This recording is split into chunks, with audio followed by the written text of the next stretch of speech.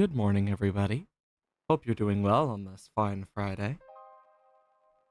What a perfect time for that to come in, as I know I'm excited to get into what we have today. We are nearing the end of this. It's, well, not complete end, but still, the end of needing to worry about getting new entries. The plan today is to do so. Sorry about the coughing. My allergies have been awful. I took some allergy meds before stream, but I might cough a bit, etc. I might need to mute to blow my nose, um, or grab something midstream. Just depends. Um, Other than that, though, I hope everyone is doing well, and if not, well, I hope to at least bring a little bit of joy in this long yet tiring day. Nonetheless, though, I still enjoy being able to actually do stuff and chill with you guys. And like last time, I have brought up the project Godspan. And if you don't know what that is, it is what we started reading last time. Um, I still have it highlighted for where we were. Good morning, Damon. Welcome on in. So I do have all of that highlighted and stuff so we can continue it when we so choose. But last time, we actually got quite a lot done. I know we managed to finally get the solution we needed, so we can go down to the desert and make it corruption instead of crimson, which will help us get some of the last of the bestiary entries. 99.07 of this is complete, but that extra 0.93 is gonna suck, because what we need are 5 entries to fill out, one of them being Moonlord, and to complete stuff. Notice how the cultists have numbers next to their names. The cultists have banners for both. So, we need to not only kill the devotees, but we need to let some of them survive to kill the archers. So that's another thing on the list of things we need to do. We need to go back and do the star invasion stuff again. Like, all sorts of stuff. Because we have not even killed an alien queen. From the looks of it. Oh, wait, never mind. There it is. We haven't killed enough alien queens or even Vortexians.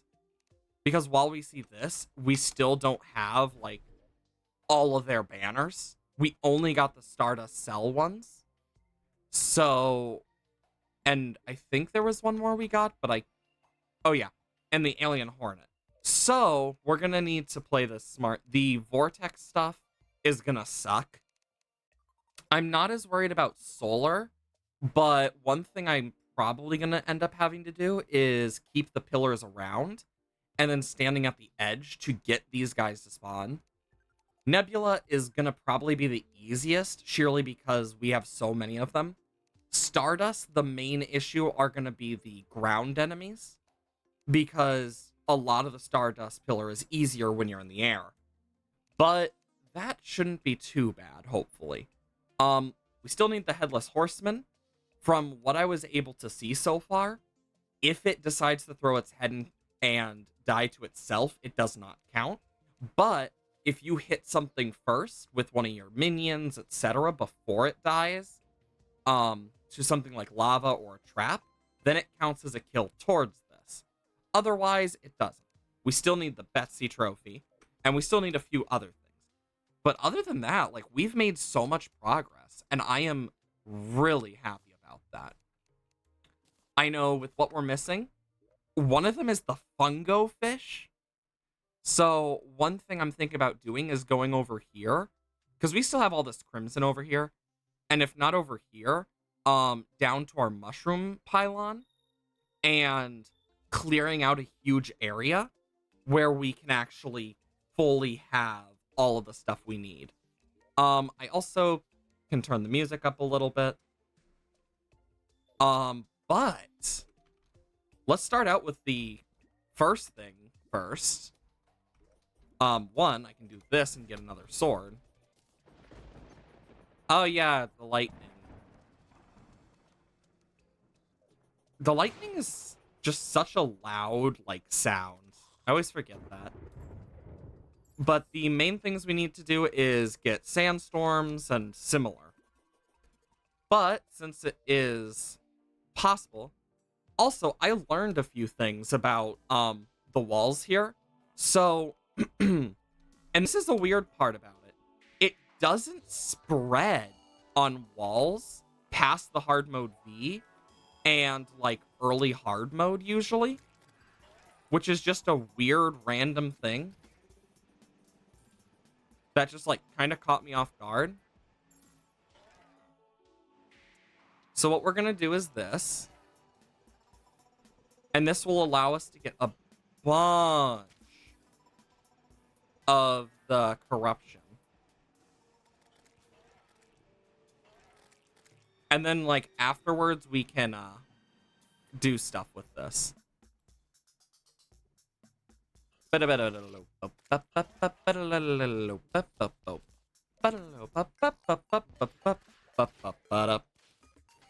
yeah, this will allow us to get all of the ghouls that we needed. As you can see, we're getting quite a few of them. We still have some of the stuff from the dungeon, so that's another thing we're gonna need to do.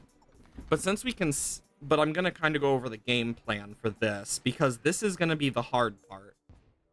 While we're doing like the big grindy stuff where it's less about like interacting fully because there's not much to talk about, we'll be reading more of the book as always. And I think it's actually quite a fun way to go about it by reading the book. Because 336 is specifically, and I'm glad that the Terraria has a wiki for this. That is specifically the Bone Biter from the Corrupt Desert, and then the Dark Mummy. So what we're gonna need to do is do it on a surface as well, because that's another thing we're gonna need to worry about. Basilisk banner, Laminia banner, but because we're going for 100%, we're gonna need to worry about stuff. And then of course the last one here is the fungo fish, if I remember correctly, which is gonna be the hard part, because for the fungo fish, which is a jellyfish type, funnily enough, it's only in hard mode, and to get its banner, it does not say. Interesting. I did not know that. Apparently, blue and green jellyfish can spawn in the underworld if there's large enough body of water. Fungo fish, trivia, it's normal stuff. So yeah, it's 50 for all of the jellyfish types. And because of where we are with this, if I go here, oh, I think we died. We need more green jellyfish. We got the blue jellyfish. Our biggest issue is the fungo fish. We do need to go through for more antlion chargers. Mummies are good. We need more sand elementals. That one's good. We need giant antlion swarmers. I'm just going through to make doubly sure for all these. Sand slimes. We're 3 short of those. We need more for the vulture because the vulture has its own. And we need to kill 50 of those. But if we just make it a normal desert, we can easily take care of that in a relatively good, like, sense. The ice stuff, we're going to have to do in our own time, of course. But look at this. We got all sorts of stuff.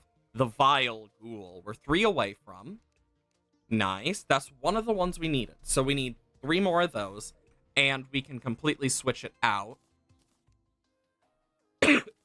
Sorry for coughing so much. My allergies suck. But once we get the last Vile Ghoul, what we're going to do is we are going to try and do a surface one, because we're going to also need to do a surface one for the frickin', what's it called? Sandstorm. Let's look at the Vile Ghoul. Oh, cool. That was near instant.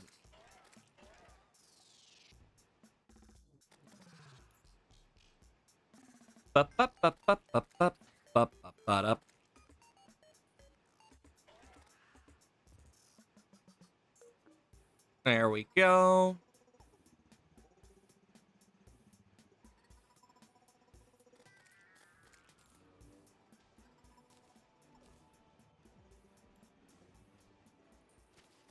There we go.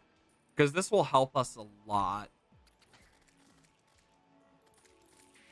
Because if we do this, we can cut out a lot of the corruption stuff. And boom. Yep. We might have missed a little bit of corruption, but I can easily get that.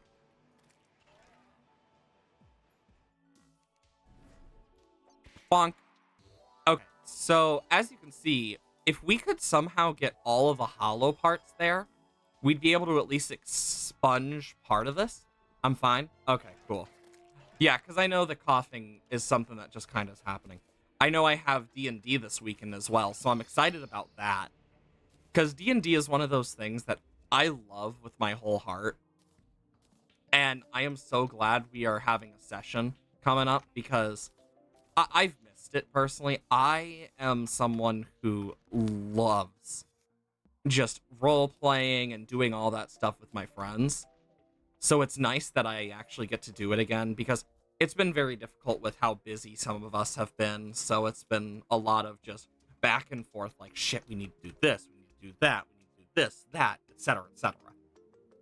Which, of course, stacks up. In terms of deserts, I could replace this hollow desert for the next sandstorm. I know we also need quite a few things, but I think what we should do first is take care of the most obvious one first, and that's the mushroom biome. And if we're gonna do this right, I'm gonna need to do this just to get some stuff. I'm worried about that lava and that lava. So also, I don't know if you saw the state of the game for January, but gem critters are gonna be able to be cooked into rock candy in the next update. Despite saying that the update is nearing its end stages, 50-50, that's because that could literally be, oh wow, it could be this month, it could be next month, it could be the end of this year for all we know, with how many times that has happened. We know there's at least 10 new soundtracks coming, which is awesome.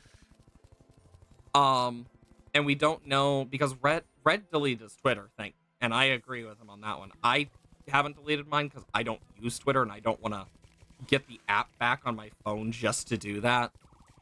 So I just kind of left mine to die. Because I prefer Blue Sky because it's less toxic, and if I am going to use social media, I'd rather use something that's not going to make me feel worse about myself just for looking at it.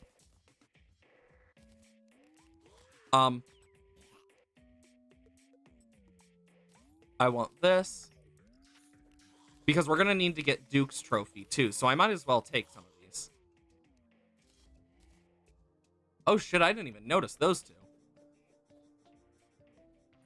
Okay, because we need to make a giant, like, water area for this.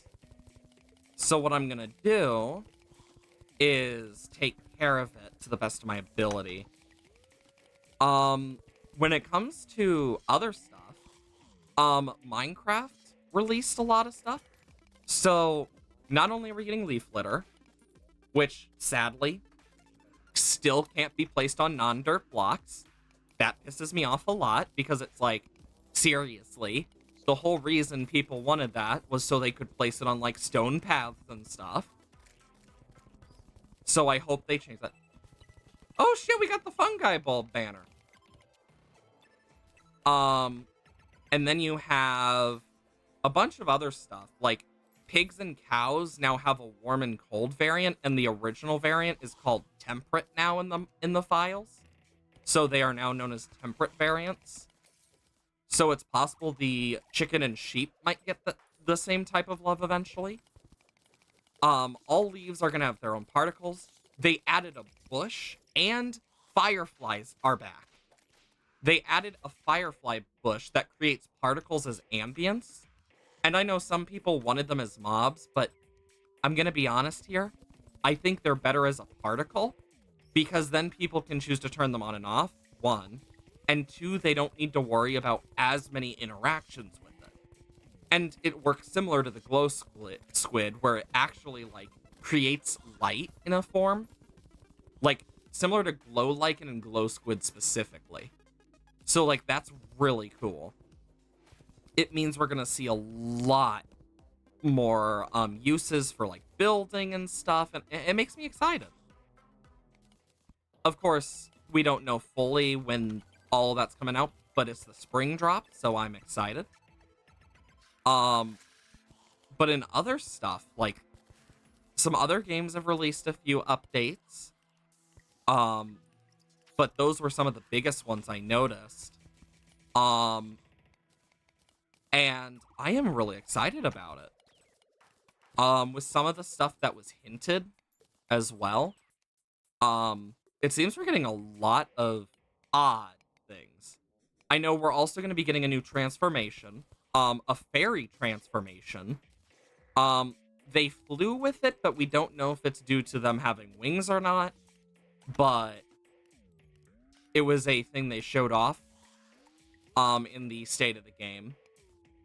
There's been some talks about a few things, such as some things about making certain parts a little nicer, like a dedicated dash button for accessibility purposes.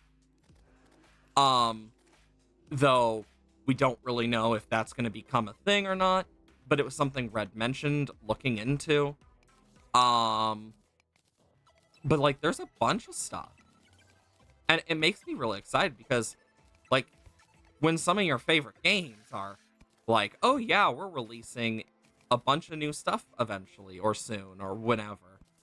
Like Terraria, who knows when that'll come out? Because honestly, that could come out next week or next year for all we know. Because they get distracted very easily and add more stuff and want it to be very as perfect as it can be, which fair. Someone also mentioned something about the first fractal, and Red said he'd look into it as well. So we might even see the first fractal make a return, which is insane.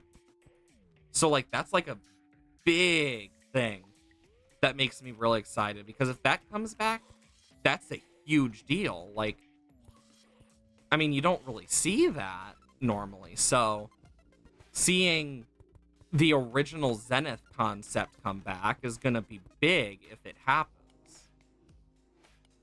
Of course, will it happen? I don't know. If it does, cool. If it doesn't, eh. But, I mean, it's a really big change that I am excited for. Of course, we don't really know too much past that, but makes me excited. That's for sure. I also know we're getting, like, a bunch of new block stuff too, so I'm excited about that because of the possibilities. Also, it's crazy that I don't even have, like, anything boosting my spawn rates, but there's, like, so many enemies and 4 truffle worms. Oh, 3 truffle worms. We have 13 truffle worms, and we just started this. What the heck? Oh my god, that's the hollowed mimic. That actually kind of scared me. But I think what I'm gonna do here is I want it to look like this is kind of growing out. And over time, I will probably add more if I can think of better ideas, but for now, I think this works.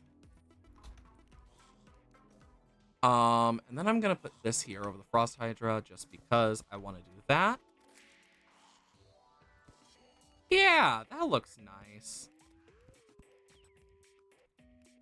Oh, Skeleton Merchant, what do you got?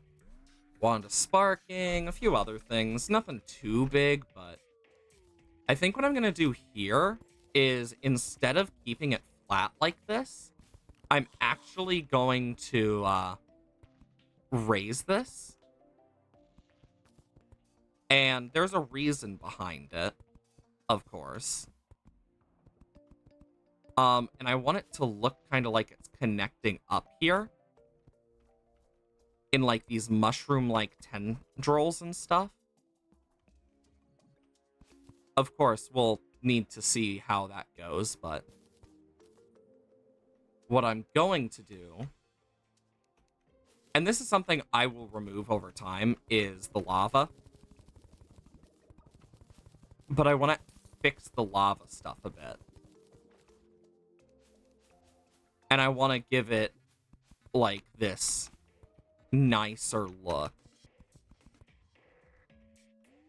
Because I want this to look cool. Since it's going to be more custom for a biome, I want to do more with it. And actually, that's one of the ideas I actually had for a future Minecraft build, too, was looking into either biome-related structures that I can build, or even creating a custom biome for, like, a future set of streams. Where, like, because I know we need to do the gold farm. I haven't had time to actually do that stuff, and, because I have also taken on the challenge of trying to complete the Pokédex types in, the, Pokemon Home Pokédex, which, holy crap.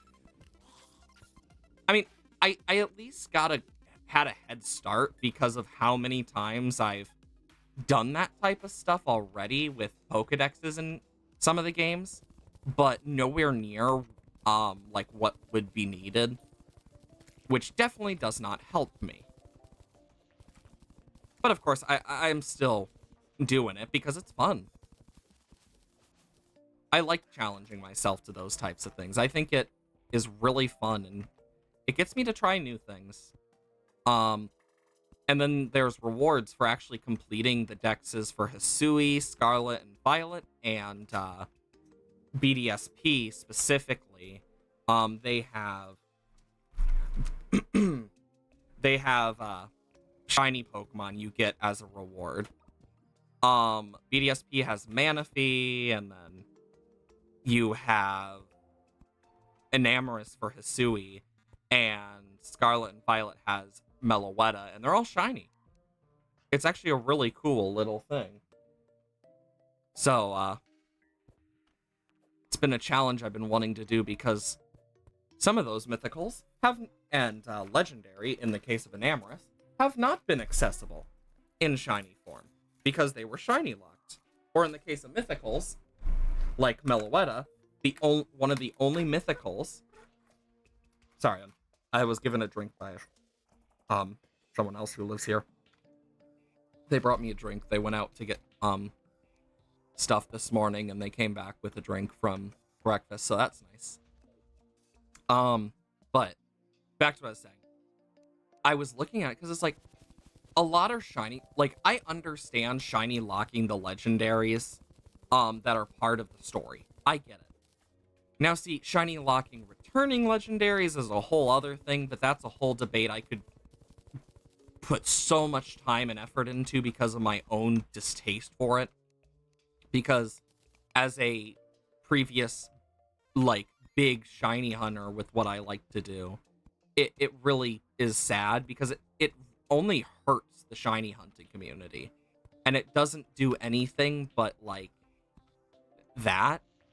And, like, I understand it for story-related reasons, so it's not as, like, crazy. But, yeah. Nonetheless, though, that's a whole other thing. But Enamoris has only been accessible in Hisui. So because it was its home region and it was shiny locked, no one could ever get it. Well, now they can get the shiny because, yeah, Manaphy, the only way to get the shiny is to trade the Manaphy egg you got from the original Pokemon Ranger, mind you. The original one. After completing the quest, which is only once per cartridge, if I remember correctly, not save file, but like either cartridge or system. It was one or the other. And what it would do is you traded it into diamond, pearl, or platinum, and you would always get a Manaphy. But if you traded that egg to, say, a friend, they would have a chance, the same shiny rate chance, to get a shiny, specifically a shiny Manaphy. But it was coded in such a way that the person who originally got it would never get a shiny.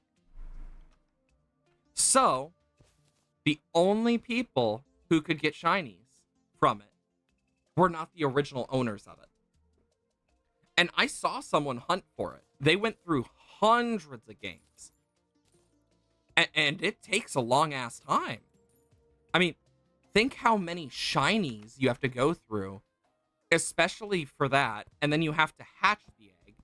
And mind you, getting the egg in the first place requires you to do a side quest in Pokemon Ranger, which is easily missable.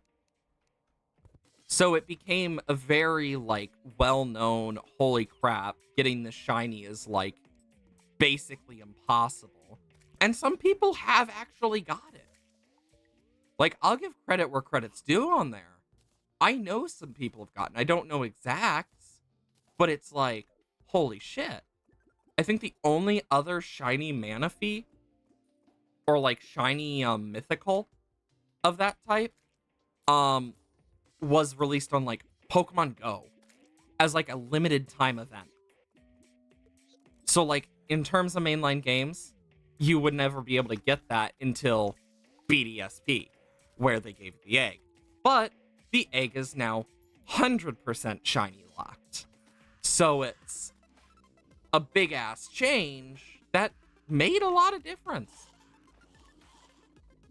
Of course, everyone has their own feelings and opinions on that stuff, and for me, I always just found it to be annoying because it's like, really?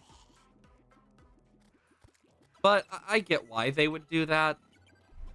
Doesn't make it any less annoying, to say the least. Also, I think what I'm gonna do is this, to kind of just give a little, like, because I like the idea of it looking like it's causing the mud to grow in, like, these root-like patterns from the fungus and stuff. It breathes more life into it. And I like that. And we just have to fill this up with water now. And we can fill this up really full, which is good, because we're going to need it for the fungo fish. Of course, we'll just have to see what happens, but still. In terms of other stuff, though, like, there's a lot.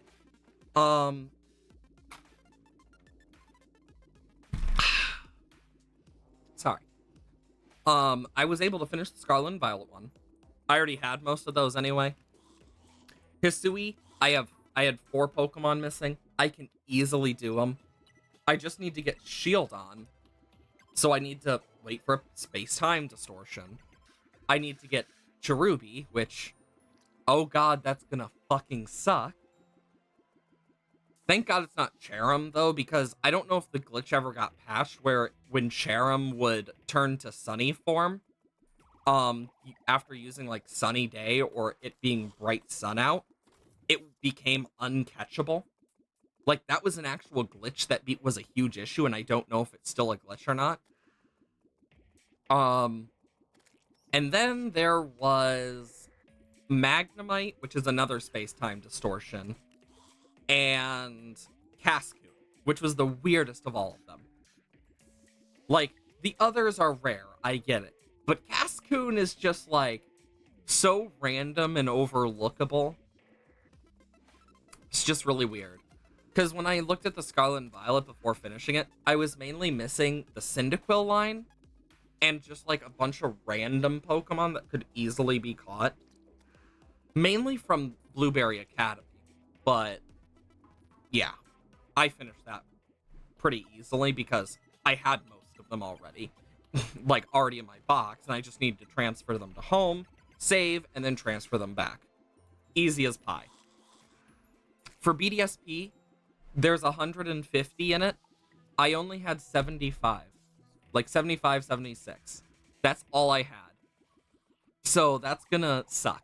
I'm missing over half the decks. Galar, I'm just missing, like, a few.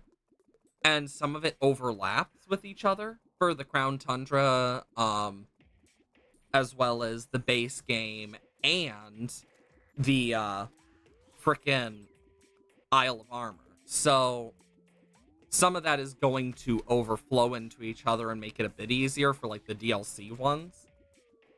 The only ones I can't and / won't do is Pokemon Go, because I am not a psychopath, and I don't have that type of disposable income to travel the world to catch every Pokemon, only to transfer them, including their different forms. And 2, the Let's Go games. The last time I have seen a Let's Go game in a store was, like, post-COVID, no, it was, like, middle of COVID, I think. Like, pre-COVID, middle of COVID, or something like that.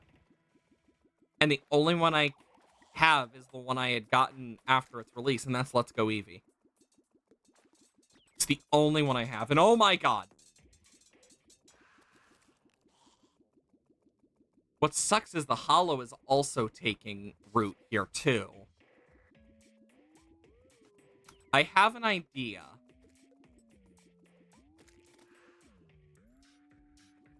It's only an idea, but it is an idea. And that's to cleanse it. Doesn't mean it's gonna work, but it could help at least. I know we need to look for different skeleton types and stuff as well from underground. Like, there's so many things we need to look out for. And we're gonna need the souls as well for other things. Like, honestly, we just need so much stuff at this point. It's like, ooh, boy.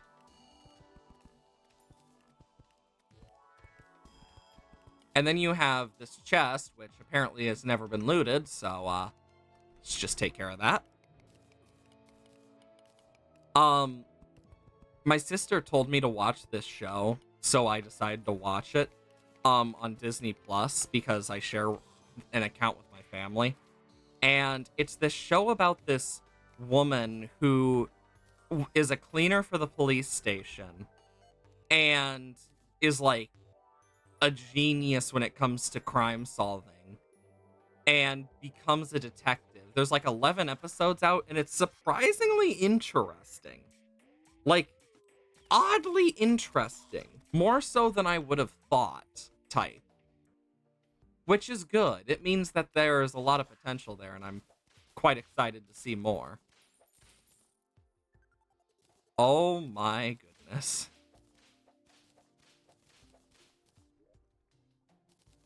I did get some mushroom grass seeds. Let's quickly go back to base. Sell.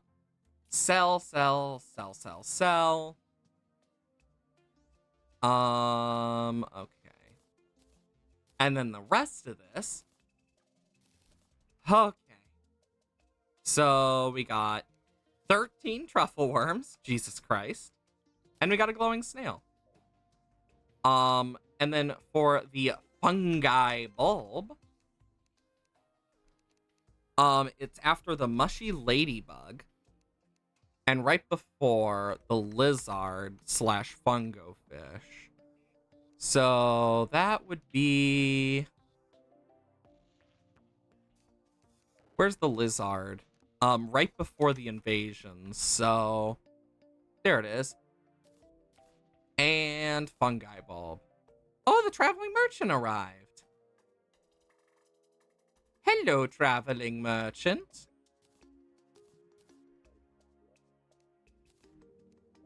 Let's see what he has. Anything interesting or useful? Not really. I thought I told you to clean up your room.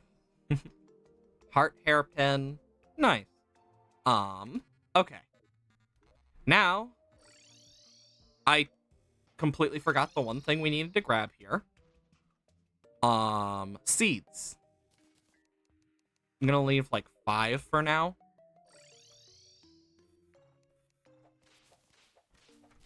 Because I need to get quite a few.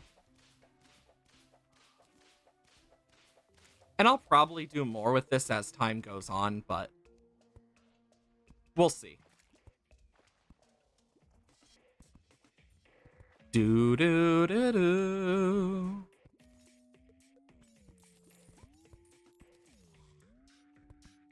But this will also give more space for this fucker to spawn. Which is what we want. So, what I can do is, boom. Oh, yeah. And I can turn this off as needed, but I need a new water can.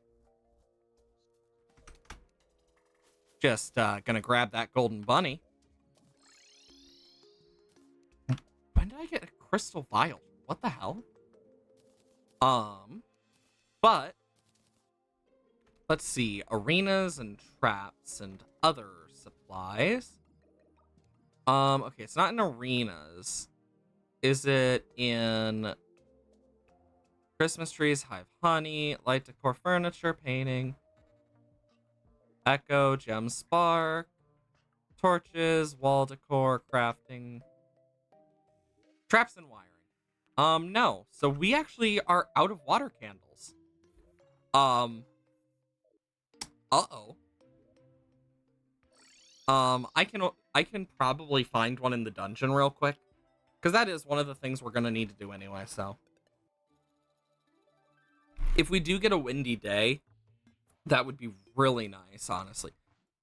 Because we do still need the dandelion banner. And that's the only reason I haven't taken this water candles, because it's for that. Also, I am still so happy about this because this is exactly what it looks like in the actual way I've done it for the Fear Castle. Once it has been completed, this is what like the top is gonna look like, and they're gonna realize that after they beat her that they're down much deeper, and this is the treasure room they'll find. And I actually do have stuff I plan to give them. I'm so excited for that. And you know what? While we're here, I could totally do that.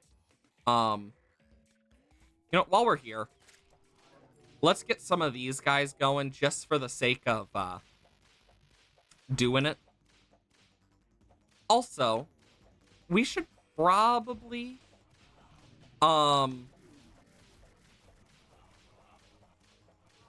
dodge. We should probably figure out what we want to... If we're going to use this as our main mode of transport, we should probably use something else. Because, like, we should probably change up some of our accessories. Because that actually might not be a bad idea.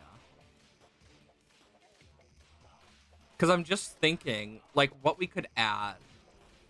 Because we could add a summoner emblem. We could add quite a few things, actually. Oh, and we got the trophy. Sick. Okay. Because I wouldn't need this. I would need that. But it means I could technically put on the apprentice scarf. And actually, I think what I'm going to do is keep the Betsy wings. Or, yeah, I think I'm going to... Because I feel like this looks better. Because the fin wings are weaker, so let's just do the Betsy wings, because they look cool. And then do this. Put the Hercules beetle on. This at least helps with walking on water. And, like, reducing some types of damage. And also allowing a few other things. The wings do allow for, like, fall resistance. But, of course, very limited. Damn. These guys are kicking ass. But since I'm not going to need that, I can put on this for the summon damage increase instead. And I think that's going to be a good thing to do. Because most of this is going to be our movement. Also, I want to turn this off. And keep, like, that. So, like, no matter what. Oh, yeah, we still didn't get a Crimson Key. Or we did, and I just never got it. We need to look for if we get any effects.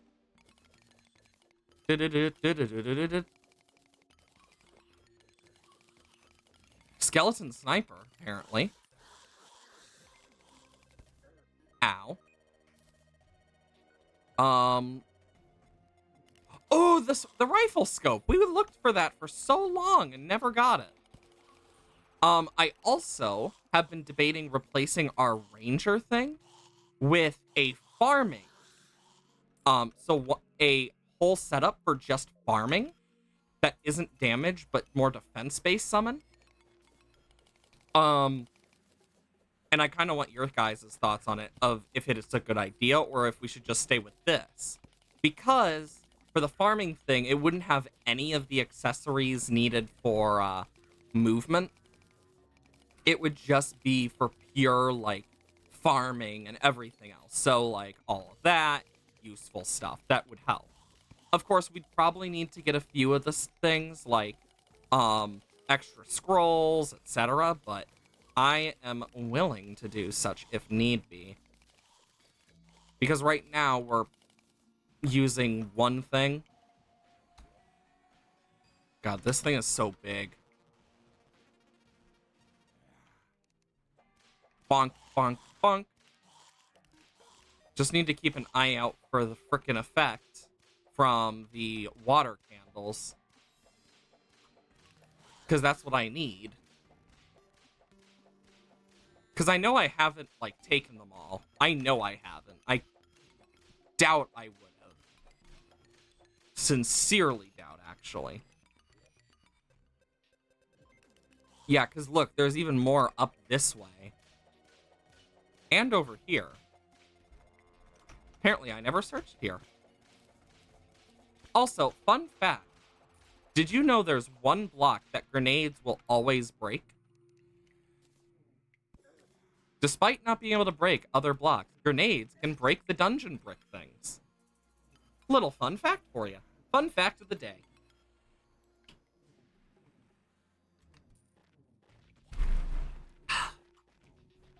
Well, being dead ain't so bad. And if anything, this means I get to come back here and do this. The fin wings I can put into accessory real quick. And the sniper scope. Frickin' chairs and tables. Crafting furniture. And now this. But, like, see, I can easily switch that back and forth as needed. But what I'm thinking about doing here is removing all of this, which is my range stuff. Because I have several stuff in the armor. Put these away. Like, look at this. I had so much arrow velocity. And then boom, boom, boom.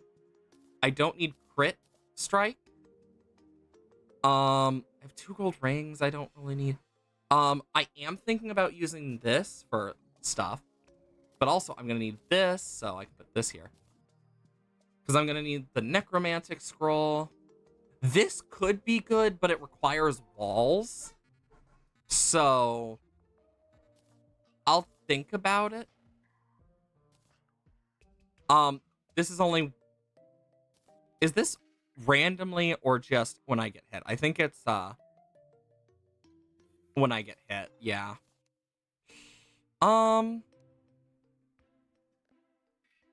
Okay. So what I'm gonna need is quite a few things, actually. Let's see. I am gonna want that and that, because that's centuries that I could use. The bone helm could work really well. And then I have space for a few other things if I so chose. Because that's extra summon. And I can always, like, I think this spore sack is unironically going to be worse in this case. Just because it requires walls. And it doesn't see enemies till they're near. We got a frozen turtle shell, which is nice, but God, I could go for pure like century build, but that kind of removes the purpose. The stinger necklace could be good to keep me alive if needed. Summoner emblem, honestly, really good. And then I need to go over here because I need to go to him by the Tiki armor and Hercules beetles. Because I'm gonna need to turn one of these into a papyrus scarab. Then I can put a normal scroll and a pygmy necklace if I so choose, meaning I wouldn't need the scarf and shield, because I feel like having the summons themselves is going to be more useful than centuries.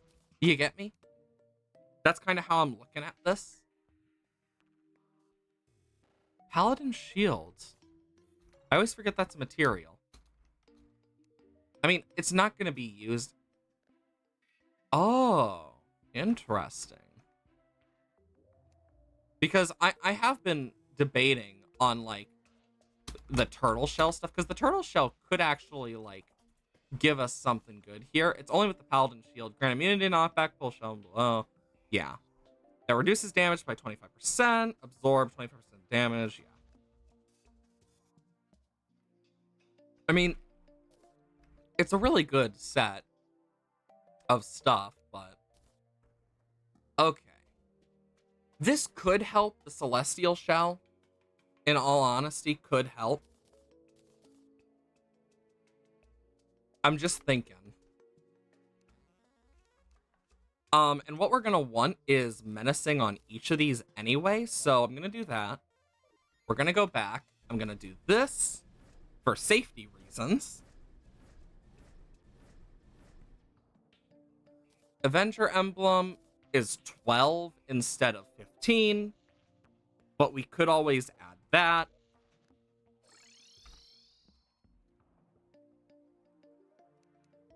I need him to give me the pygmy necklace, because once he does that, I'm golden.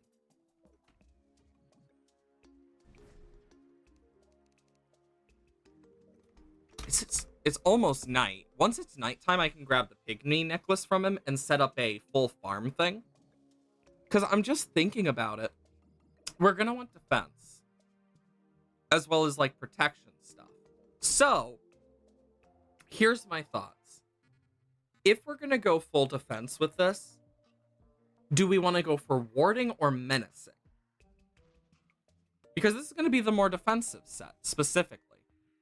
And it still gives us the same amount of stuff. Wait, increase whip range.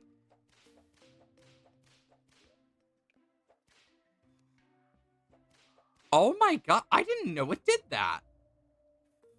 Well, this increases summon damage. Interesting.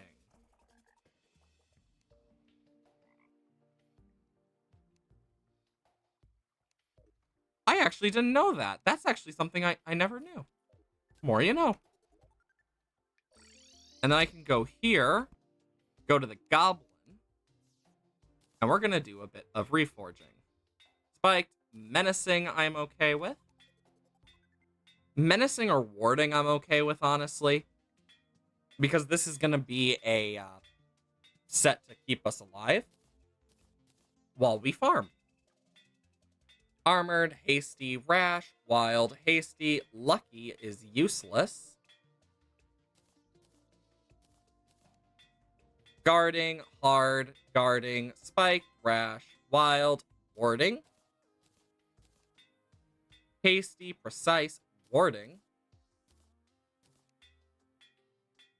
Oh shit, I accidentally went past that. There we go. So now what I can do is boom, boom, boom, boom, boom, boom. And then when I summon all of this, I have 59 defense instead of the 38 I normally have. I have the same number of minions? Huh. Oh. I have one less minion. But that's okay. Because that's something I can easily fix. Once I do another solar event with the pumpkin moon. Because we're gonna need to do the pumpkin moon more anyway. So that's another thing. But first, let's take care of these. Because I think this is gonna help us a lot. I do want to, because the Frost Hydra is probably the best we've really got right now. Which sucks, but yeah.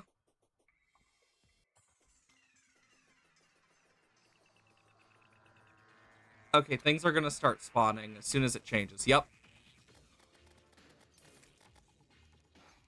Boom. Holy shit! That did a lot.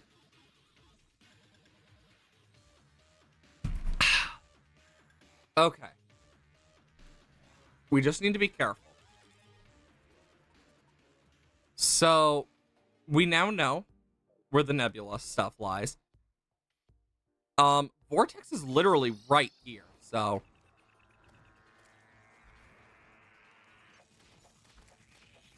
I need to kill all the types, including the larva and queen. The queen are actually going to be worth killing too. Okay.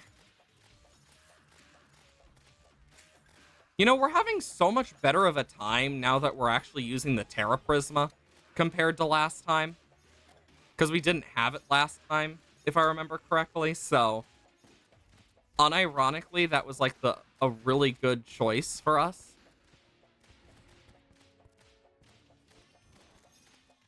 Okay. Boom. Because the nurse and arms dealer are dead, which is not good.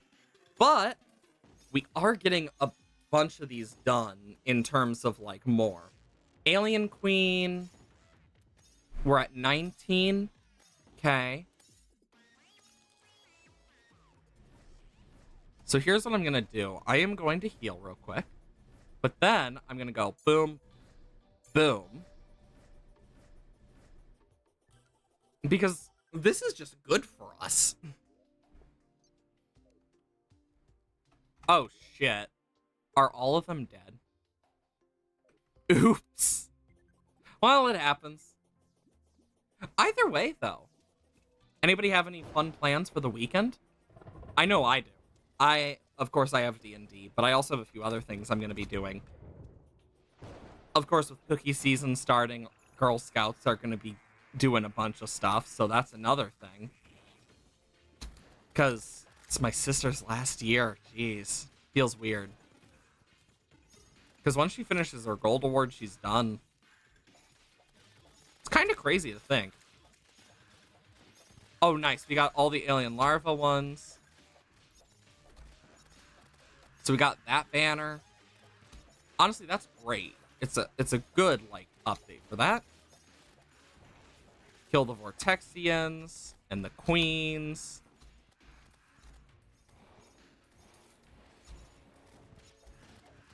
Okay.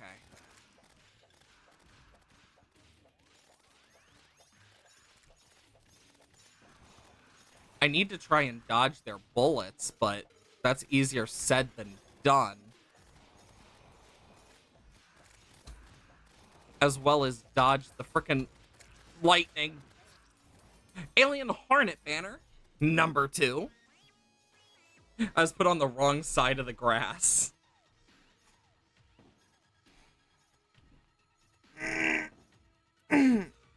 Sorry. But yeah, once I get rid of these, we should be good. But getting that other banner, great.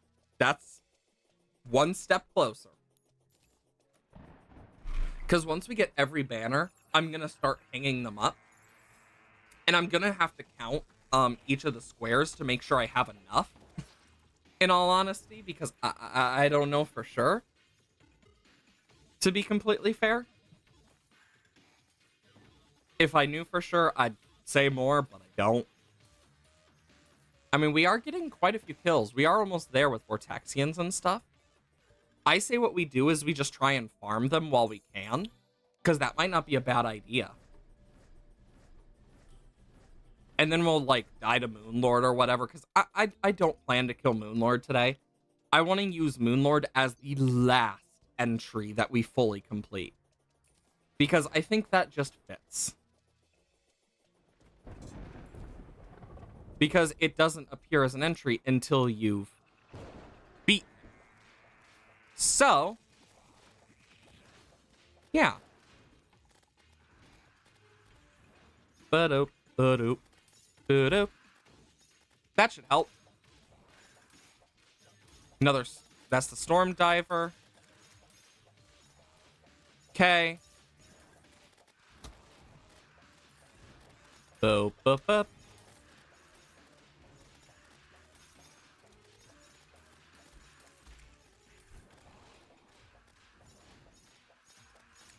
Okay.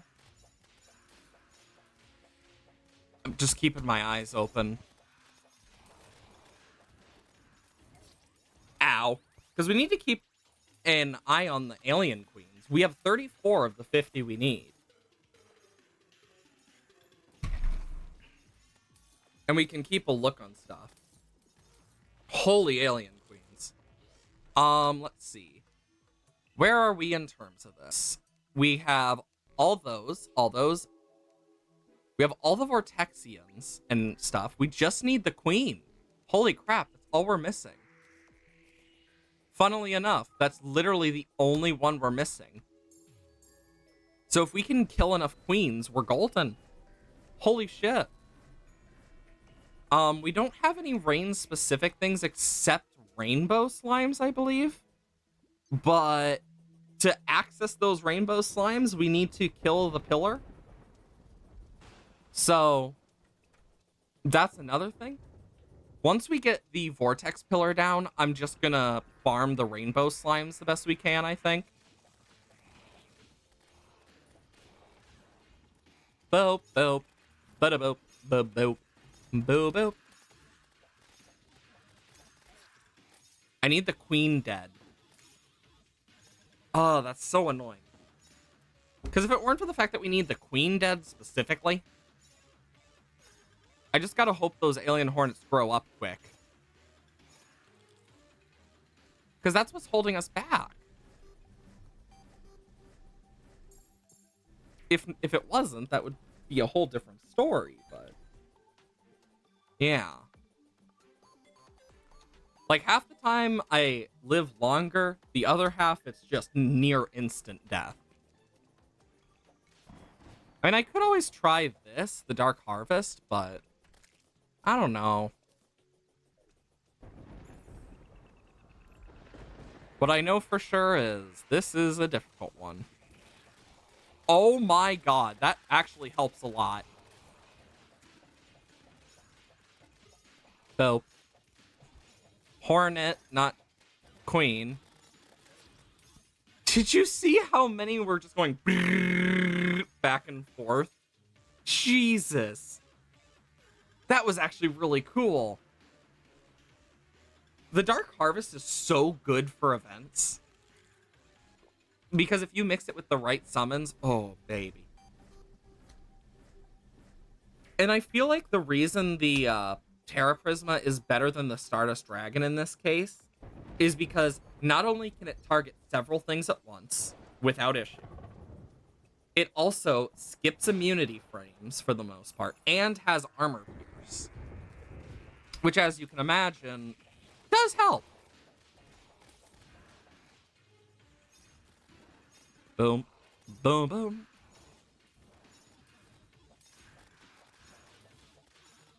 There's an alien queen. The nurses arrived. The nurse was slain. Like, she did not even last, like, 5 seconds. She just was like, hello, I'm here. Dies. Just like, wow, what a perfect place to live. Full of alien invaders.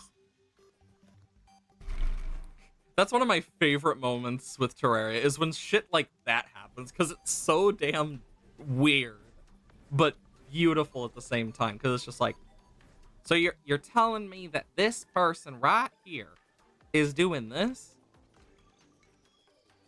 Crazy. But yeah, I one of these days, I feel like after we should try, we finish like the challenge and stuff. One thing that could be fun is trying to purify the entire world. Like, I've done it before. Like, I know quite a few, but I don't think I've I've done a large world once. But I think that could also be a fun challenge, just for the fun of it. No prep or anything. Because last time I did it with a large world, I prepped and everything. That's what but I think it'd be cool to do it with no prep. It'd give a whole lot more to the possibilities. Of course, it's only an idea. And depending on if the update ends up coming out or not before we finish this, depends if we'll have to get more for our Bestiary. But once I get access to the Universal Pylon, that's going to be super weird, because I've never had one. Like, it's just one of those things that once you've had it, it's like, huh, that's cool. But I've never had that type of chance, so that's actually going to be interesting. Also, Dragonfly. I'm actually really glad that we've gotten to make such a beautiful world over this, like, entire series. And the nurse is lasting surprisingly long today. So I don't think it's going to be too long. Boop, boop. What a surprise. She's already almost dead. And she's dead. Once I get the Queen's banner, I'm golden.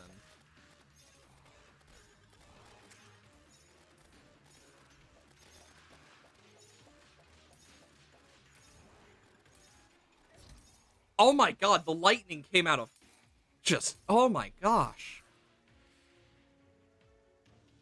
Where are we on the Queen Hornets? I wish you could check the Bestiary while like this, but how am I doing? You're back? How am I doing? I'm doing all right.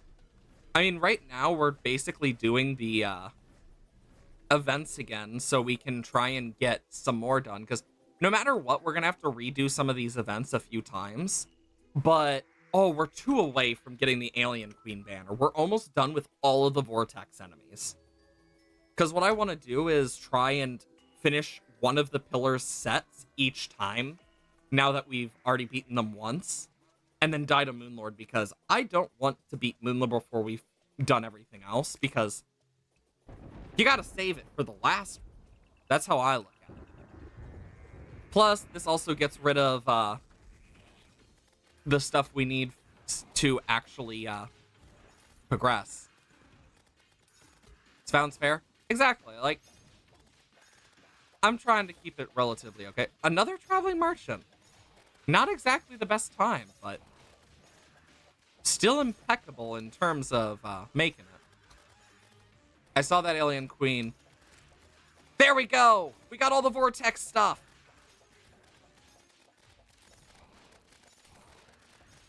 Hell yeah! That's so good. But now that it's raining and stuff, I believe it's only at night that they spawn, because we need the fucking what's it called? Rainbow slimes. Okay, so it goes larva, hornet, vortexian, diver, queen. Larva, hornet. So vortexian, storm diver, queen, larva. Perfect! I'm glad that we are getting stuff finished. I believe, yeah, look at this. The only things we're missing are above ground desert and the damn fungo fish. Which is kind of weird that that's the one we're missing. Actually, one thing I could do down here is that to remove the effect of the town. Just to see. Let's see how this is doing. This is growing relatively well. Got a slime and stuff. Make a black candle. Yeah, the shadow candles are really good because you can just snap and then you're not affected by the town buff, which is really nice. It's good for farming certain things. Rainbow slime spawn in the hollow only at night, I believe. I'm gonna double check this to make sure I'm not wrong. Because I'd rather be wrong in case. Also, pride slime. Spawns on all, well, while it is raining. It doesn't say anything about night, so, nice. Both of them are back. So we can actually do this now if we want. But I should probably get rid of stuff. You only see those figures in the hollow? Yeah, it's because they only spawn in the hollow while it's raining. And it doesn't seem, from what it says, it doesn't seem to matter if it's day or night. Which is good. So, perfect.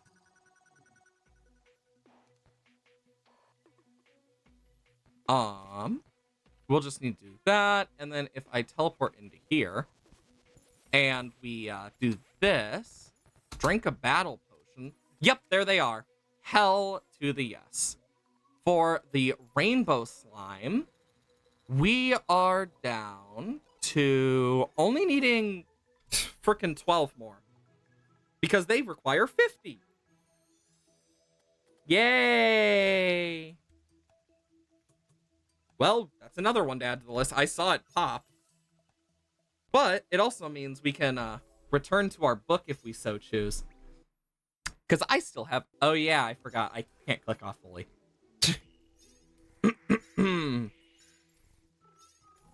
I decided just to go like a few paragraphs back just so we can get some more stuff. They walked on in silence for some time. More than one passerby stared in astonishment at the unaccustomed spectacle of a well-dressed man with an unmistakable beggar hanging on his arm. And observing this, Villers led the way to the obscure street in Shoho, where he repeated his question. How on earth did it happen, Herbert? I always understood you would succeed in excellent position in Dorsetshire. Did your father disinherit you? Surely not. No, Violet. I came into all this property at my poor father's death. He died a year after I left Oxford. He was a very good father to me, and I mourned his death sincerely enough, but you know what young men are. A few months later, I came up to a town Went a good deal into society, of course. I had excellent introductions, and I managed to enjoy myself very much in a harmless sort of way. I played a little, certainly, but never for heavy stakes. And a few bets I made on races brought me in money, only a few pounds. You know, but enough to pay for cigars and petty pleasures. It was my second season that the tide turned. Of course, you have heard of my marriage. No, I never heard anything of it. Yes, I was married, Villas. I met a girl of most wonderful, most strange beauty, at the house of some people whom I knew. I could not tell you her age, I never knew. But so far as I can guess, I should think she must have been about 19 when I met her acquaintance. My friends had come to know her at Florence. She told them she was an orphan, the child of an English father and Italian mother. She charmed them as she charmed me. The first time I saw her was at an evening party. It was standing by the door talking to a friend when suddenly above the hum and babble of the conversation, I heard a voice which seemed to thrill my heart. She was singing an Italian song. I was introduced to her that evening, and in 3 months I married Helen. Villers, that woman, if I can even call her woman, corrupted my soul. The night of the wedding, I found myself sitting in her bedroom in a hotel, listening to her talk. She was sitting up in bed, and I listened to her as she spoke in her beautiful voice. Spoke of things which, even now, I would not dare whisper in the blackest of night, though I stood in the midst of wilderness. You, Villers, you may think you know life in London, and what goes on day and night in this dreadful city. For all I can say, you must have heard and talked of the vilest, but I tell you, you can have no conception of what I know. Not in your most fantastical, hideous dreams. Can you have imagined 40 of the faintest shadow of what I have heard and seen? Yes, seen. I have seen the incredible, such horrors that even I myself sometimes stop in the middle of the street. And I ask whether it's possible for a man to behold such things and still live. In here, Villers, I was a ruined man, in body and soul. In body and soul. But your property, Herbert. You had land in Dorset. I sold it all. The fields and woods and dear old house, everything. And the money? She took it all from me. And then left you? Yes, she disappeared one night. I don't know where she went. But I'm sure if I saw her again, it would kill me. The rest of my story is of no interest. Sordid misery, that is all. You may think, Villers, that I have exaggerated and talked for effect, but I have not told you even half. I could tell you certain things which would convince you, but you would never know the happy day again. You would pass the rest of your life as I passed mine, a haunted man, a man who has seen hell. Villers took the unfortunate man to his rooms and gave him a meal. Herbert could eat little and scarcely touch the glass of wine set before him. He sat moody and silent by the fire, and seemed relieved when Villers sent him away with a small present of money. By the way, Herbert, said Villers, as they parted in the door. What's your wife's? You said Helen, I think? Helen what? The name she passed under when I met her was Helen Vogue. But what her real name was, I cannot say. I don't even think she had a name. No, not in that sense. Only human beings have names. Villers, I can say no more. I can't say any more. Goodbye. Yes, I will not fail to call if I see any way in which you can help me. Good night. The man went outside into the bitter night, and Villers returned to his fireside. There was something about Herbert which shocked him inexpressibly. Not his poor rags nor marks which poverty had set upon his face, but rather the indefinite terror which hung about him like a mist. He had acknowledged that he himself was not devoid of blame. The woman he had avowed had corrupted him, body and soul, and Villers felt that this man, once his friend, had been an actor in scenes of evil beyond power of words. His story needed no confirmation. He himself was embodied proof of it. Villers mused curiously over the story he had heard, and wondered whether he had heard both the first and last of it. No, he thought. Certainly not the last. Probably only the beginning. A case like this, a nest of Chinese boxes you open, one after the other, and find quainter workmanship in every box. Most likely poor Herbert is merely one of the outside boxes. There are stranger ones to follow. Villers could not take his mind away from Herbert and his story, which seemed to grow wilder as the night wore on. The fire seemed to burn low as the chilly air of the morning crept into his room. Villers got up with a glance over his shoulder, shivering slightly, and went to bed. A few days passed as he saw at his club a gentleman of his acquaintance named Austin, who was famous for his intimate knowledge of London life, both in its tenebrous and luminous phases. Villers, still full of his encounter with Cho and its consequences, thought Austin might possibly be able to shed some light on Herbert's history. And so after some casual talk, he suddenly put the question, "Do you know what happened to the man named Herbert? Charles Herbert?" Austin turned around sharply and stared at Villers with some astonishment. "Charles Herbert? Weren't you in town 3 years ago?" "No, then you have not heard that Paul Street case caused a good deal of sensation at the time." "What was the case?" "Well, a gentleman of a man, a very good position, was found dead. Stark dead! In the area of a certain house in Paul Street, off Tonaham and Court Road.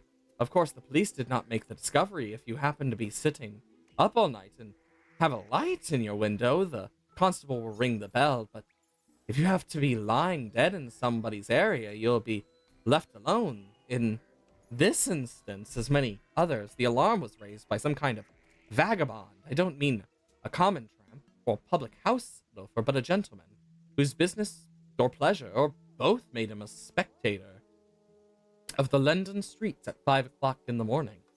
This individual was, he said, going home. It did not appear whence or whither, and had occasion to a pass through Paul Street between 4 and 5 a.m. Something or other caught his eye at number 20. He said, absurdly enough, that the house had the most unpleasant physiognomy.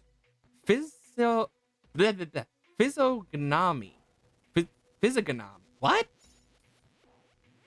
I have never seen that word before.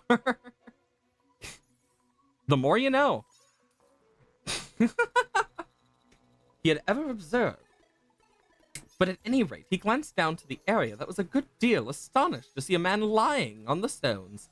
His limbs all huddled there, face turned up. Our gentleman thought his face looked particularly ghastly. Did we get a rainbow slime banner? Nope. Okay. There we go. Particularly ghastly. And so set off at a run in search of the nearest policeman. The constable was at first inclined to treat the matter lightly. Suspecting common drunkenness, however, he came and, after looking at the man's face, changed his tone quickly enough. The early bird who had picked up his fine worm was set off for a doctor. And the policeman rang and knocked at the door until a slatternly servant girl came down, looking more than half asleep. The constable pointed at the contents of the area to the maid, who screamed loudly enough to wake up the street. But she knew nothing of the man. She had never seen him at the house, and so forth. Meanwhile, the original discoverer had come back with a medical man, and next thing was to get into the area. The gate was open, so the whole quartet stumped down the steps. The doctor hardly needed a moment's examination. He said the poor fellow had been dead for several hours. And, well, as you might know, didn't end well. Doesn't sound like it ended well for him. Just gonna say. Honestly, maybe he saw someone who was drop dead gorgeous. But okay. He said the poor fellow might have been dead for several hours, and it was then that the case began to get interesting. The dead man had not been robbed, and in one of his pockets were papers identifying him as well. As a man of good family and means, a favorite in society. And nobody's enemy. In fact, as far could be known, I don't give his name, Villas, because it had nothing to do with the story. And because it's no good raking up these affairs about dead when there are no relations living, the next curious point is that the medical men couldn't agree as to how he met his death. There were some slight bruises at his shoulders, but they were so slight that it looked as he had been pushed roughly out of a kitchen door, maybe, and not thrown over the railings from a street or even dragged down the steps. But there was positively no other marks of violence about him. Certainly none of that would account for his death. And when they came to the autopsy, there wasn't a trace of poison or any kind. Of course, the police wanted to know all about the people at number 20. And here again, so I have heard from private sources, one or two other very curious points came out. It appears that the occupants of the house were Mr. and Mrs. Charles Herbert, who is said to be a landlord proprietor. Though struck most people that Paul Street was not exactly the place to look for a for a country gentry gentry. As Miss Herbert, nobody seemed to know who or what she was, and between ourselves, I fancy the divers, after her history, found them in rather strange waters. Of course, they both denied knowing anything about the deceased, and the default of any evidence against them, they were discharged. But some very odd things came out about them. Though it was between 5 and 6 morning, when the dead man was removed, a large crowd had collected, and several neighbors ran to see what was going on. They were pretty free with their comments, by all accounts, and from these, it appeared that number 20 was in very bad odor in Paul Street. The detective tried to trace it down the rumors to some solid foundation of fact, but could not get a hold of anything. People shook their heads and raised their eyebrows as they thought Herbert's rather queer, would rather not seen going into their house, and so on, but there was nothing tangible. The authorities were morally certain that the man met his death in some way or another in the house and was thrown out by the kitchen door, but they couldn't prove it, and the absence of any indications of violence or poisoning left them helpless. An odd case, wasn't it? But curiously enough, there's something more that I haven't told you. I happen to know one of the doctors who consulted as to cause of death, and at some time after the inquest, I met him and asked him, "Do you really mean to tell me," I said, "that you were baffled by the case, and that you actually don't know what the man died of?" "Pardon me," he replied, "I know perfectly well what caused death. Blank died of fright, of sheer awful terror.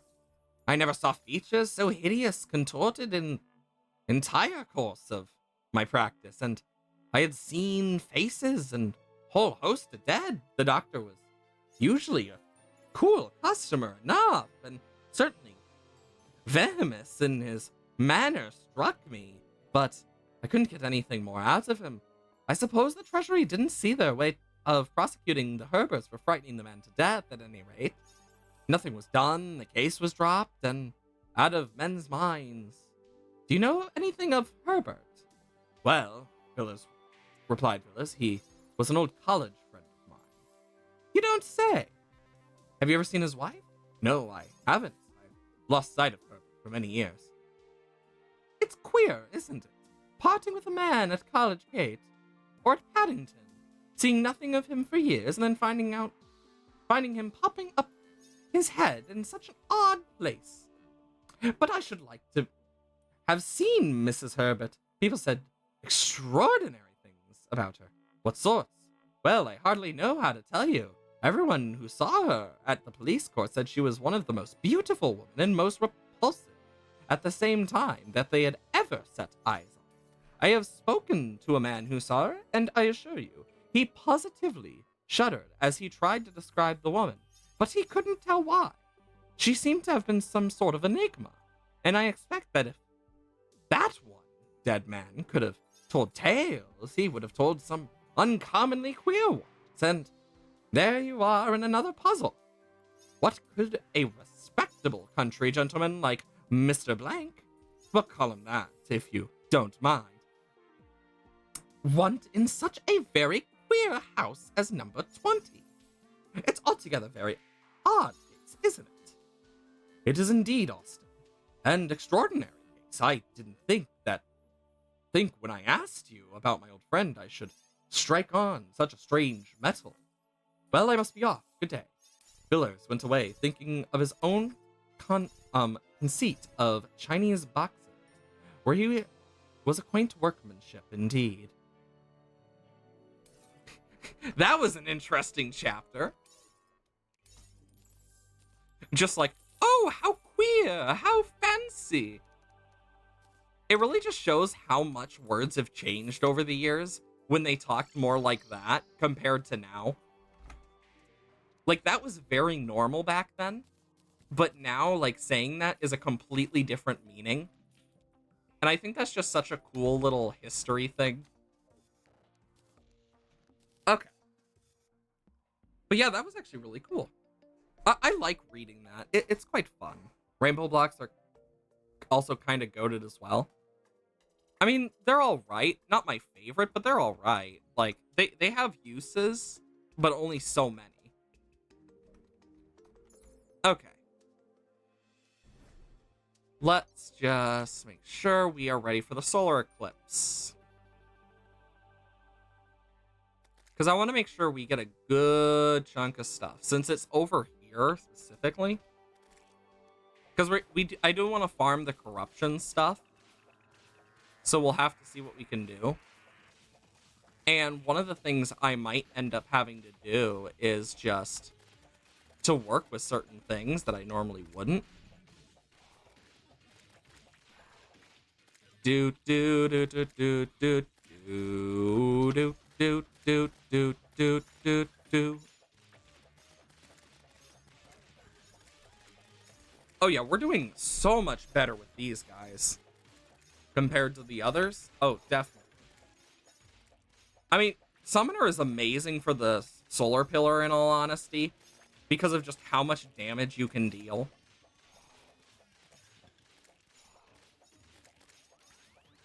Like, you can already see it in, like, stuff like, yeah, I still take a lot of damage.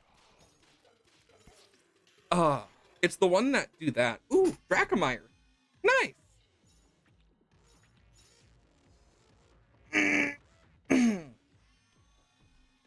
You know, it's crazy because I just read to the end of that chapter, and next chapter is called The Discovery in Paul Street.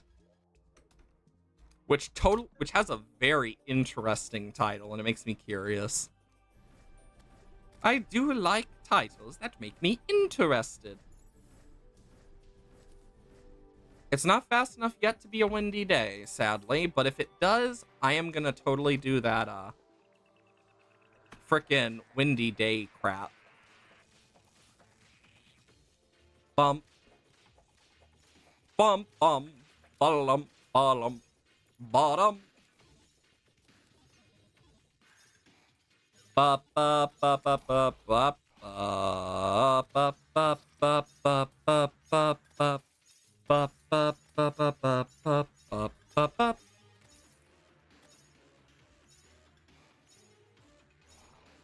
I mean, we still got one of the banners, so that's a plus. Bump, bump, bump.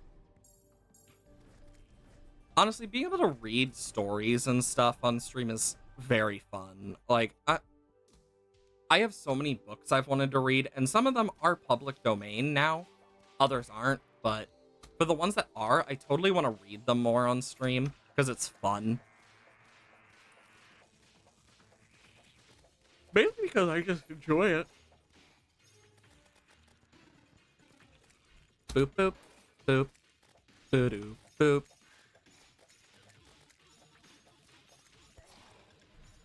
Yeah, when it's rolling, if I'm not using my, frickin' other one, it does get me. So I need to use the, kaleidoscope if I'm going to do that.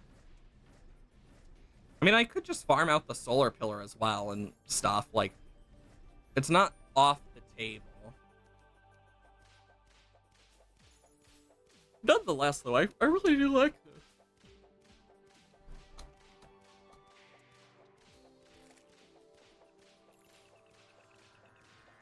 I definitely need to make a spawn box here to sit and do stuff, but that's a future me issue. Boop, boop, boop, doo doop.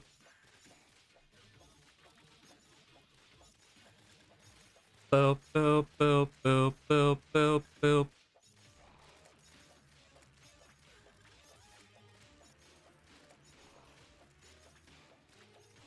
This is so nice. Look at that.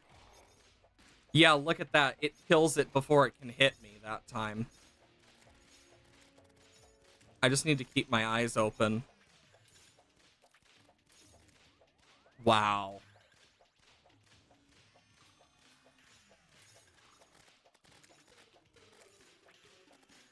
I mean, thank God we're dealing good damage.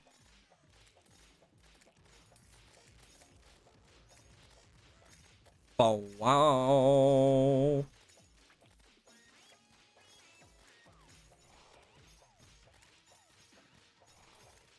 I think what I might try and do if I get some, like a break between enemies, is move the frost hydras so that one is here and the other is here, and then I can. Oh my God. We got 3 of the banners. We got another banner.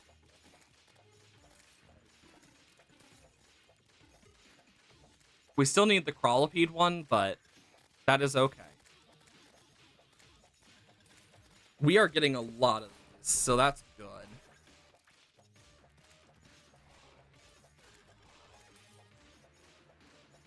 Boop, boop, boop. Well, I'm dead. So, we do need more of the Chorites. We got a Dracomir Rider one.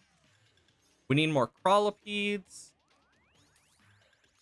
So what we got is Dracomir Rider, Cillian, Stroller, and Dracomir. So we need the Crawlipede and Chorite.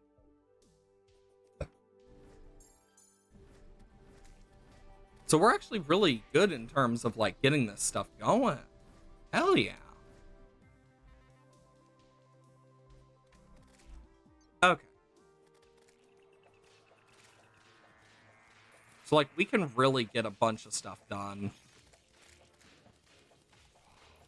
Because what we could do is easily, because we can probably pretty easily farm the cultists as long as we just not kill Lunatic. Thinking about it. So by doing this, then we don't need to. Which is a good idea, honestly. And then when we actually fully do this, we'll have everything ready, hopefully. When we actually go for Moonlord. But, of course, we'll just have to see. Doopa doopa doopa doopa doopa doopa doo.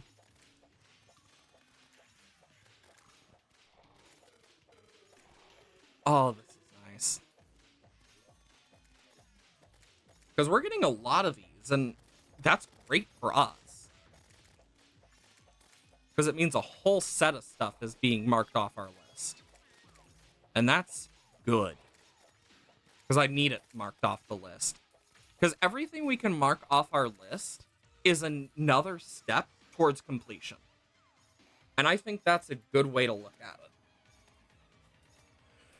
it. Even if it sucks, even if it's hard, we can still do it.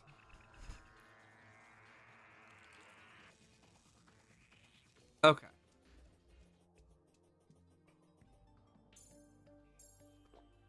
Okay, so for this, 37 of 50, 29 of 50. Okay.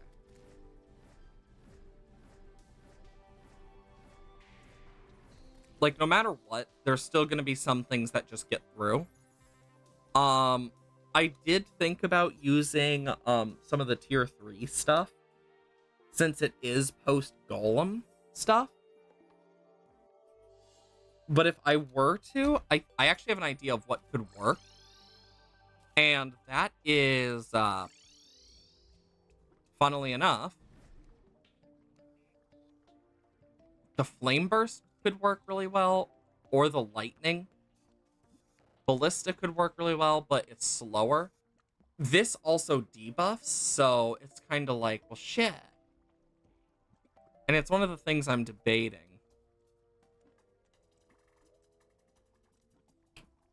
Hell, we still need to farm down in hell. Literally. Like, we have so many random things that we need to do that it's just like, well. Okay. Let's do base.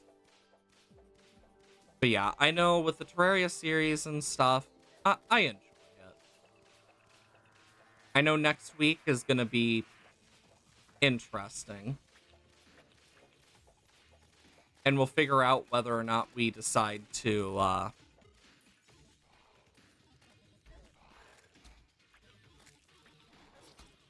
Ow.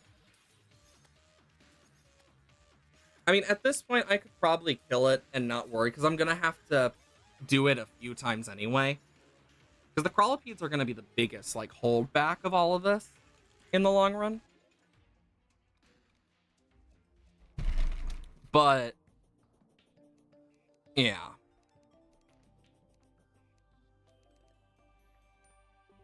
But yeah, look, we are getting percentages for doing this. And it shows that even those little bits, even if they're smaller percentage, they still matter. And that's important to remember for this, is those little tiny bits are a huge difference in this grand scheme of things for this bestiary. Each level of entry, each type of entry matters.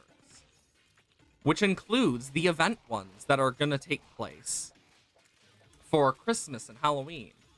Because even with the streams we did during the season, it wasn't enough. And I think that says a lot about how much. Like, I know for the Christmas one, there were some streams where I just wasn't here. And it's like, there's not much I could do about that. It was that time of year and whatnot. But looking at it from the angle I do now, it's like, huh.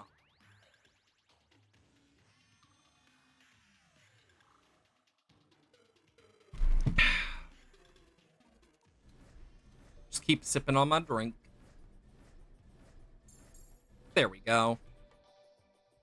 But, like, I really do enjoy playing games like this. There's just something nice about relaxing and just talking about stuff. And I do want to make some builds. And I know once we get the completion thing, for 100%, like, if we decide to do the Purify World thing, I'll probably make, like, a thing for those specific biomes in the end anyway. Like a biome cage after we've done the Dryad part. I really think it should give you a reward for doing it personally, but other than just an achievement, but it doesn't. And can't do much about it. Can complain as much as I want, but I can't change shit. I mean, and even then, it's still like, you could easily go to a small world and do it, but personally, I like doing it from a world I've been using because it feels more special. It feels more like your world, and it just feels good.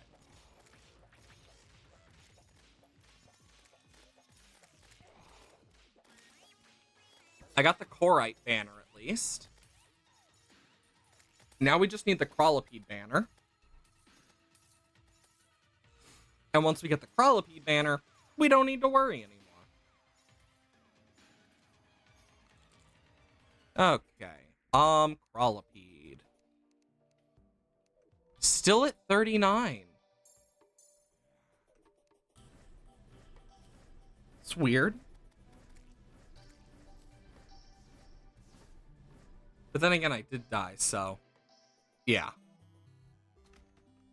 You know, I kind of wish the rainbow blocks were slower in terms of their transformation between colors, personally.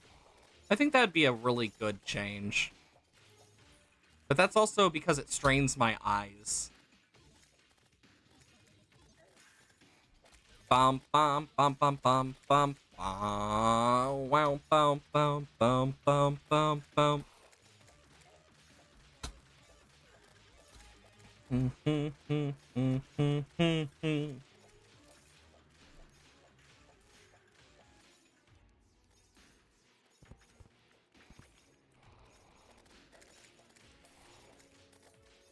Woo. There we go.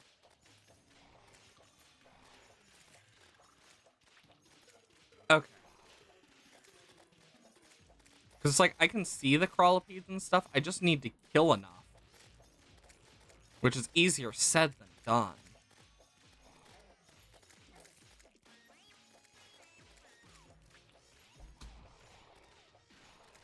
Okay. Keep an eye out for those.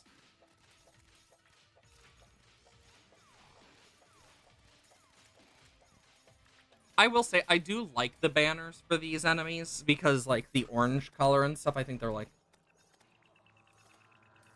Hey, Iris. How are you doing today? Final stretch towards Moonlord?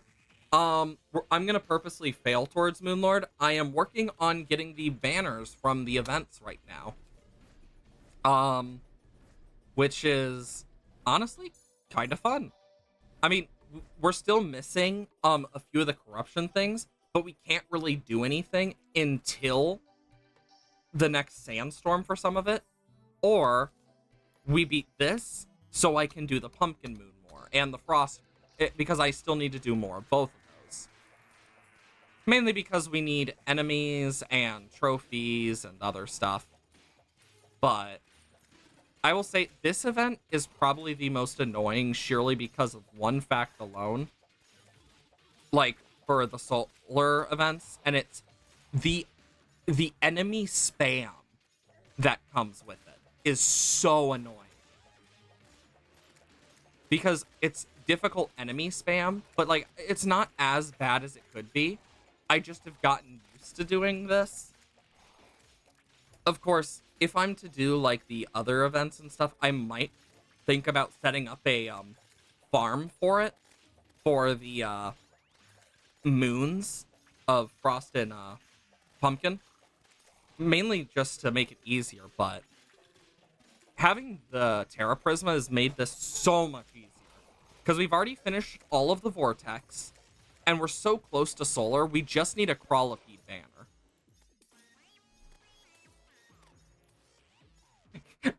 Like, I have bitch is one of the phrases that I've allowed, but apparently the bot was like, nope, not anymore. Body's being a bitch, brain being a bitch, PC, basically life. Yeah, I feel that. That's just what it feels like sometimes. But sometimes you just need to take moments to give yourself some breathers and just, because it helps quite a bit. Like, that's why I do the streaming. I enjoy it, and it keeps me happy. It's one of those things. Oh, trust me, I hate auto mod too sometimes. But it helps me in the long run, and it makes it easier to do the streams. It's the only reason I still use it. Otherwise, I would not use auto mod. Because it's like, I need to go in there and, like, look at the settings again when I get time. Surely because it's like, okay, something's either been screwed up in there or something, it feels like, and I'll have to look at it.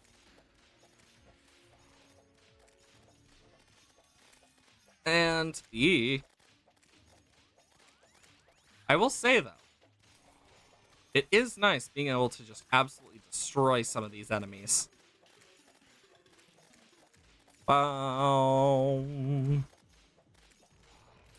There we go.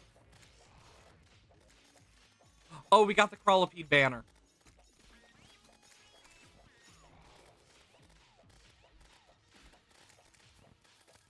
You know, it's funny. The Vortex Pillar is easier with the Dark Harvest, but the Solar Pillar is easier with the Kaleidoscope. I find that so cool that, like, certain pillars are easier with one whip or the other. Because of, like, the Dark Harvest takes care of a lot of multi-segment enemies and stuff. And is good for, like, events usually. And for hitting loads of enemies at once. While the Kaleidoscope is good for just base damage and absolutely wrecking specific enemies. Which is something that's very needed for it. Okay, so it goes to Vortex. So from Larva to Rider to Corite to Stroller.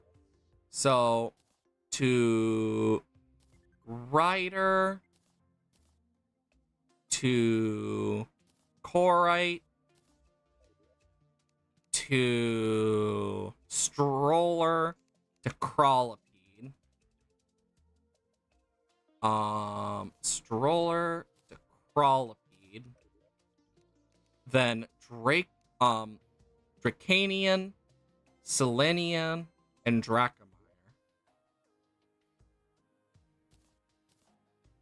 Selenian. Wait a minute. I'm still missing one. Dracanian? Where is it? Wait a minute. What? Huh? Wait a minute. Does it count as the same as Rider? I'm gonna check this, because if so, that will explain so much. Oh my god. Let's see. Oh my god, it does.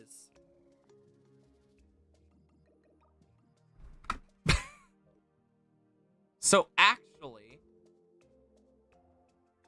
this would go here, and then we have an empty space. So it'd actually be like this.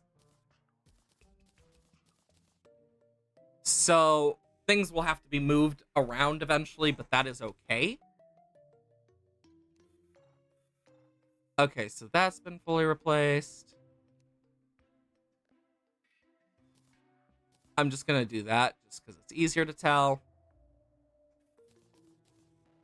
1, 2, 3. 1, 2, 3. 1, 2, 3. I mean, it's good to know now rather than never. That's how I look at it. Next on the list is either Stardust or Nebula. Which to go for? Stardust is going to be a pain in the ass, but I know some ways. Nebula is almost done anyway, so that could be good as well. I just need a good farming spot for Nebula, and that's my biggest worry. Because it has a lot of homing projectiles. So that's not going to help me.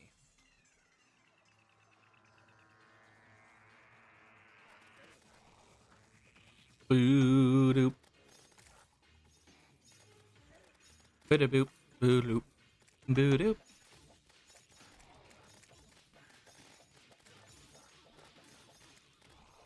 Okay, yeah, this is one that's good with the kaleidoscope. You can tell. And this is one where you just gotta keep moving for the most part. But even then, like, the Nebula pillar I hate. It is my least favorite pillar. I find it to be more difficult overall to do the Nebula.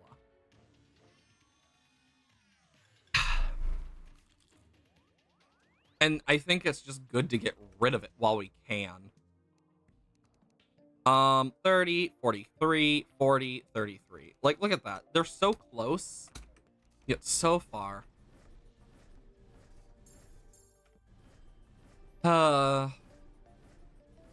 These next two pillars are going to be more annoying just because they don't have a pylon near them. And that's going to make it suck. I hate when that type of stuff sucks, though. Because it's like, ugh, great, annoying thing we have to do.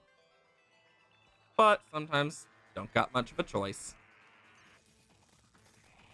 I saw Poppy Playtime Chapter 4 came out, and I'm just here like, oh shit.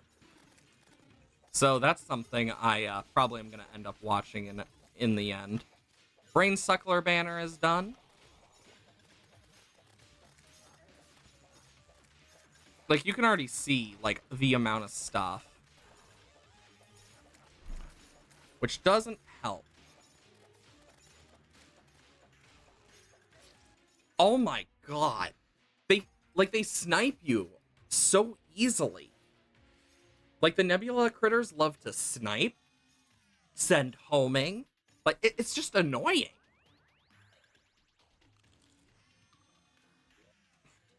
Game's just like, watch this.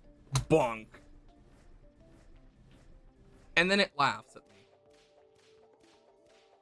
Like, that's what it feels like. And to get to fungo fish is going to be difficult.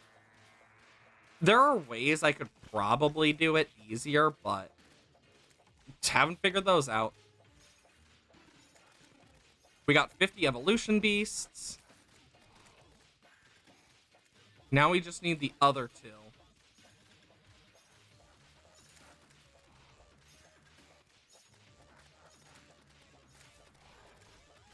Predictors and Nebula. The floaters are going to be the annoying one. Because those are the long-term ones that usually take the longest to take care of because of how annoying they are. And as you can see, they love... Oh, I just realized I wasn't doing this.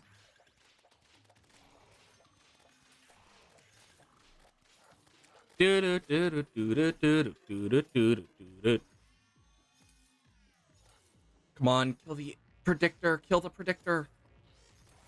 Yay! One more predictor and we got that banner.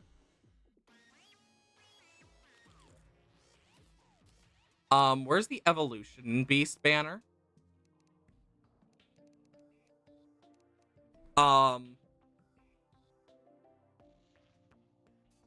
Did that drop to the ground? Because if so, oh god. Because it means I have to sweep the ground for it. I don't know why it would have either. Unless it somehow is in my void bag, but yeah, no. That's worrying.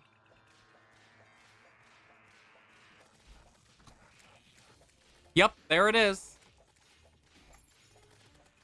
We got the predictor banner. Now we just need the frickin' floating, fuckers. Because those are the annoying ones. Because the predictors just teleport around and shoot crap. But these floating ones that shoot the piercers are so annoying.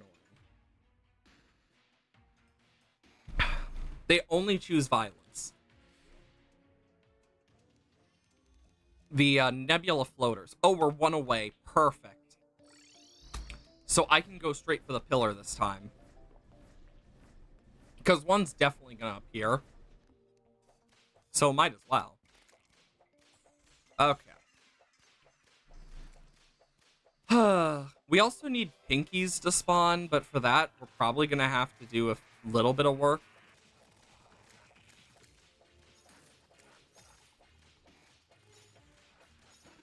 Yep, there they are. Nebula floater banner.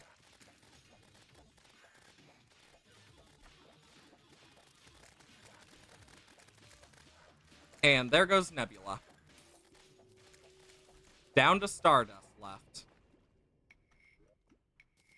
And we got every single one of them. Okay, so let's see. The order is Predictor, Beast, Suckler, Floater.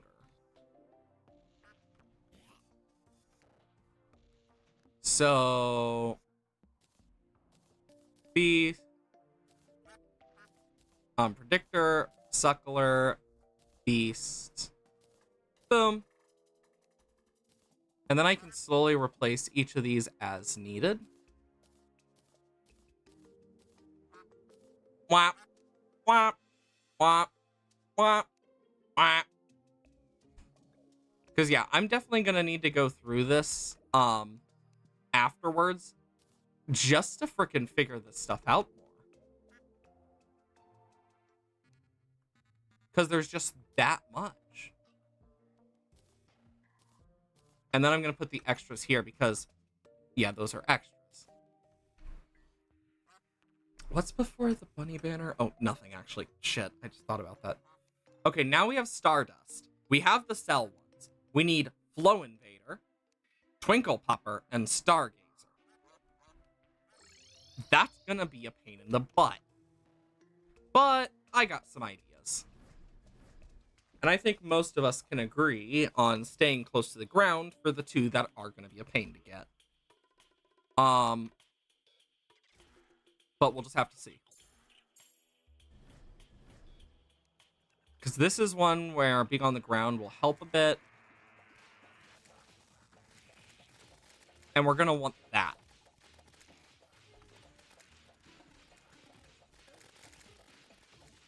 Because we're going to need to keep moving. As you can see, they love to stack up. I'm going to try the kaleidoscope this time and see if that does better. Because it definitely... The cells aren't the least of my issues. Hell, we got another banner for it. So where I died would be a perfect place to put those. Okay, cool. Because that is what I am trying to figure out. Hello, toucan. Can a two can if a two cannot? Now that's the question. I have no idea what I just said. I'm just as confused.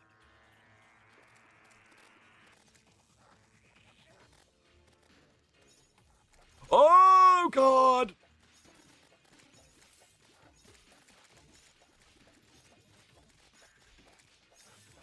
Okay, we are like gonna take out so many of these best we can. It's the Milky Way Weavers that I'm worried about the most because of how much they deal. Because those things deal a lot of damage, and they hit hard and love to just appear because they will go in and out of reality.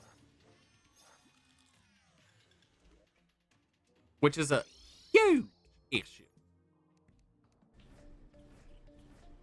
And do that. And since we're going around so much, I'm just going to do this.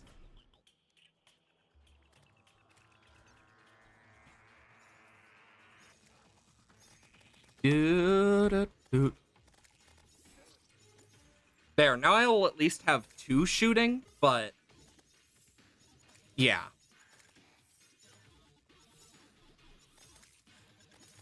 Because the Stardust cells are really what make this an easier pillar. But when it comes to trying to get everything and their banners, that's where it actually becomes hard.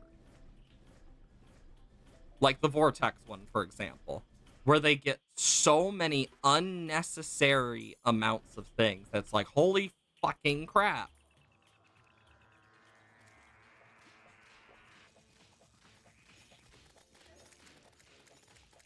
Oh my gosh. One there, one there, one there.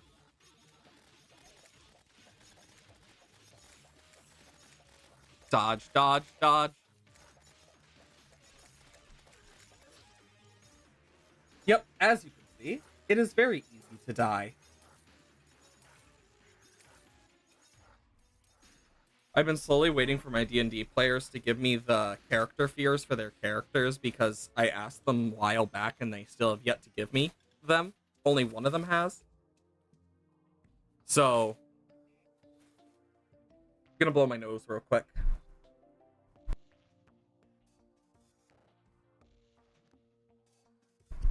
Sorry about that. Also, I don't know how it sounds when I mute and unmute it on stream, so just tell me if it sounds weird. But because I can tap the top of my mic to mute it for a moment if need be, which is really nice. It's good for in case. But basically, because I don't have anything else today for quite a while, thank God, I'm gonna see about trying to get to talking with some of them if they're free, because I know one of them is off today, so, and another one of them has less stuff they're doing. One of them is moving, one of them is off work, and then one of them is gonna be in school temporarily, and then the other is probably sleeping after a long night shift. So, gives me an idea of what they're doing for the most part. So I'm going to use the chance to, like, talk about some of that stuff with them. And, like, what they want to do with, like, fears. Because I think that could work really nicely. Because, like, I know it's something I can easily do if need be. Because that stuff's important when they're fighting Mistress Fear herself, after all. So it's kind of like, yeah. God, those damn Milky Way things.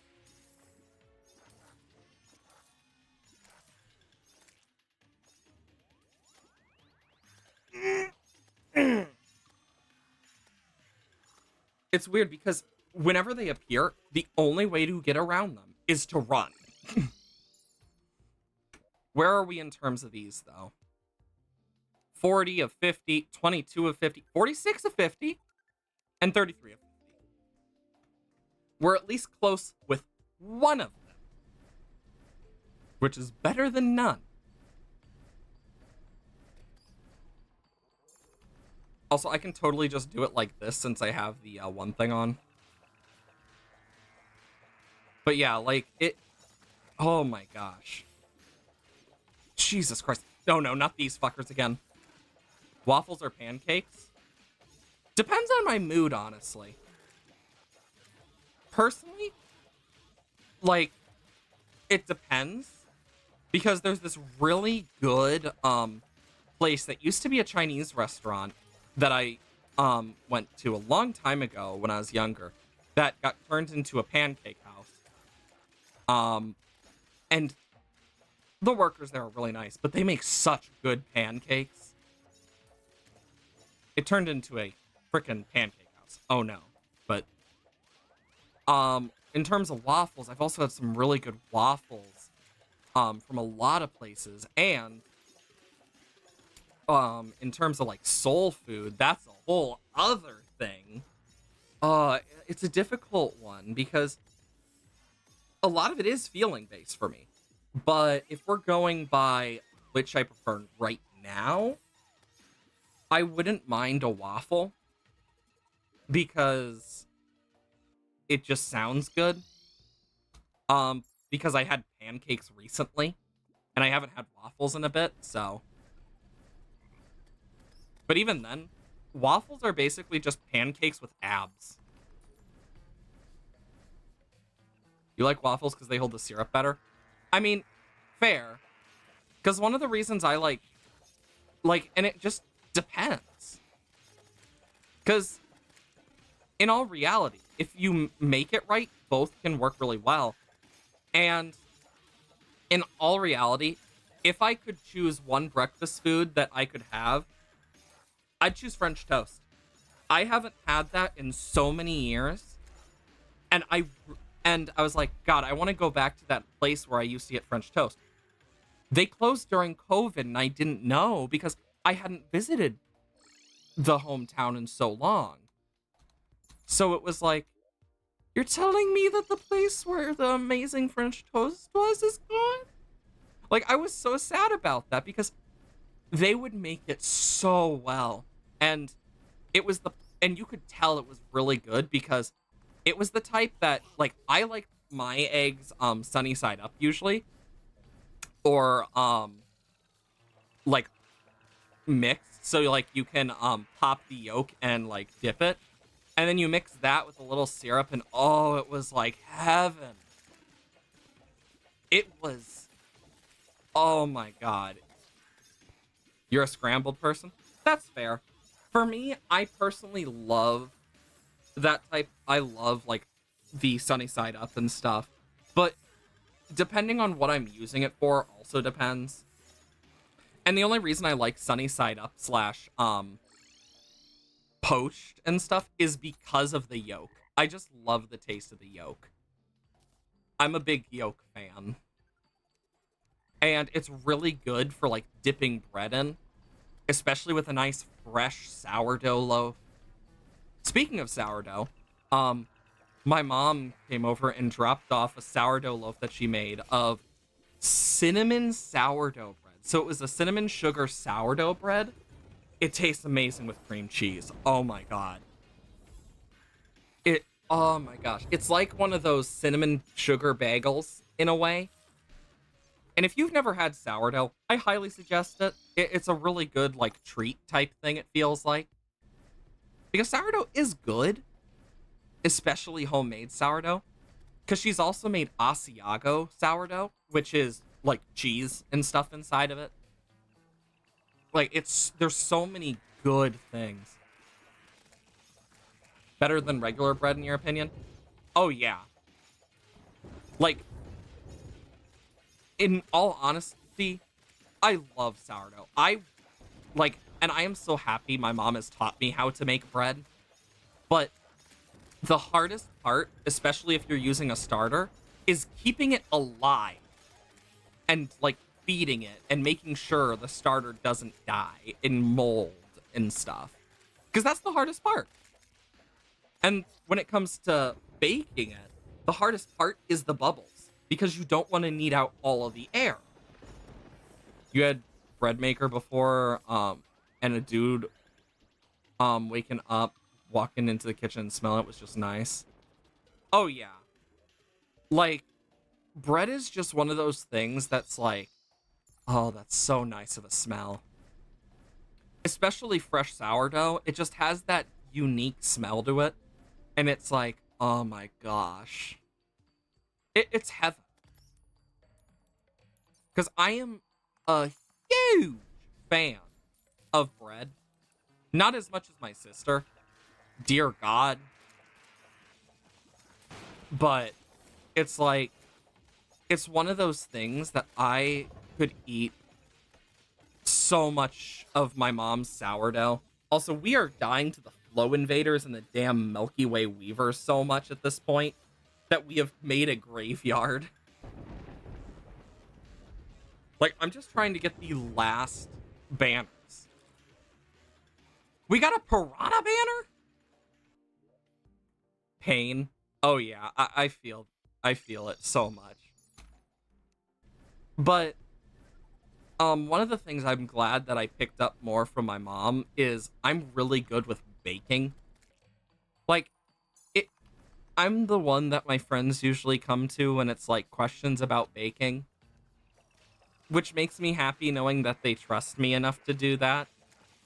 And that I am open enough that they are okay doing that. Because it's like, I love it. Because The amount of times I have made people go like, wait, what is that?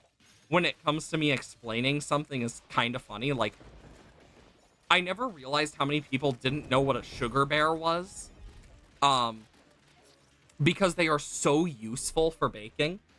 Because if you don't know what a sugar bear is, they're usually wooden, and you soak them in warm water, and then you put it with your sugar, usually brown sugar, because gonna make some food real quick. BRB in a few minutes. Okay, but like with the sugar from the sugar bear, it uses that warm water that it soaks up, and it lasts for a long time.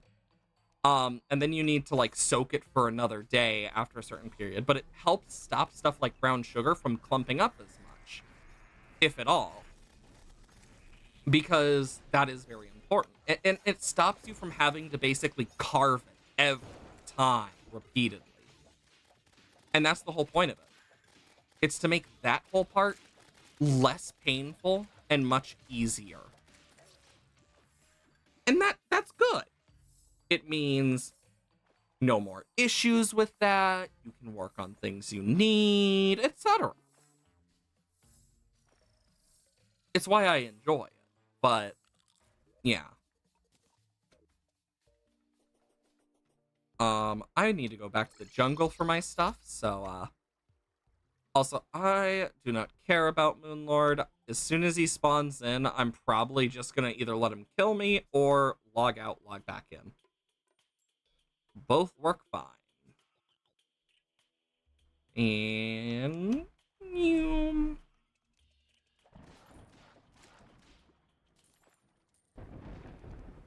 and let's break let's break these gravestones so it's not a freaking biome here.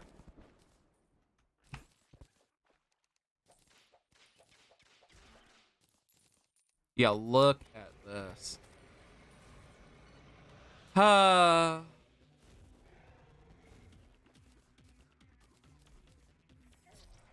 There we go. Because I honestly don't care about Moonlord.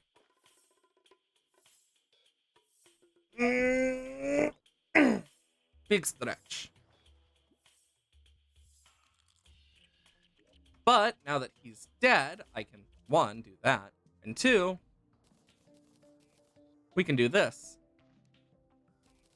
Okay, let's see. So it is, after Alien Queen is Stargazer, Twinkle Popper, Milky Way Weaver. So Stargazer, Twinkle Popper, Milky Way Weaver, and Flow Invader. Hell to the yes.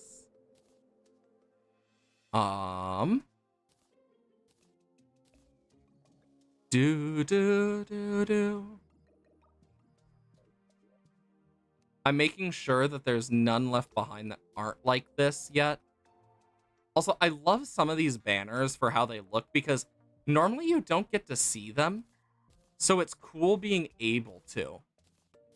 Because you get to see some really sick-ass banners. Like, one of my favorites is the Shimmer Slime one. Because of just how nice it looks. Is it in this one? Yeah. Like, look at that. It looks so nice. Like, some of them just look sick. Okay, let's look at our bestiary. So we still need the 2 corruption ones. And then we need the fungo fish. We need a few of the night things. Still clear, so we just gotta keep going. And we need to go back to the dungeon anyway. Because as you can see, there's a whole lot that I missed. And what I'm gonna do... where are my grenades? I only have 22. That is okay. Because I'm gonna grab 20 of them, turn them into sticky grenades. And for those of you who were not here earlier when I mentioned it, fun fact about grenades. Normally, they don't break any blocks, except one. Cracked dungeon brick. It is the only block it can break. And it's such a random fact that most people don't even realize that I just love the fact it exists. Okay, so I'm probably going to go through this way, I guess. It's a quick way. And we got to keep an eye out for water candles. Because that is what I am here for. And honestly, eventually I definitely want to try and clear out a bunch more of this, but yeah. I think what I'm going to do specifically is go here and then just... And this is getting us some more of those armored bones and stuff, which helps. Boom, boom. There we go. Because I do want to try and get a bunch of the different banner types, including the ones from in here. But that is a separate thing entirely. But yeah. I definitely need to go into the one world, the other world to beat, like, Plantaran stuff. So I can get the corruption stuff. Because I did mention that as a thing. Yeah, look at that. Never would have seen that this has Crimson. It's a good thing we checked. Here we go. But yeah, look. If we... Look how much there's stuff over here. There's stuff here. There's stuff over there. There's just so much that we have not seen yet. So I'm just doing a quick path that we can just go down. Like, yeah, there was that, but it's kind of like, okay, maybe part of it is. But we didn't realize how much was actually surrounding, which is good to know now rather than later. Uh-oh. The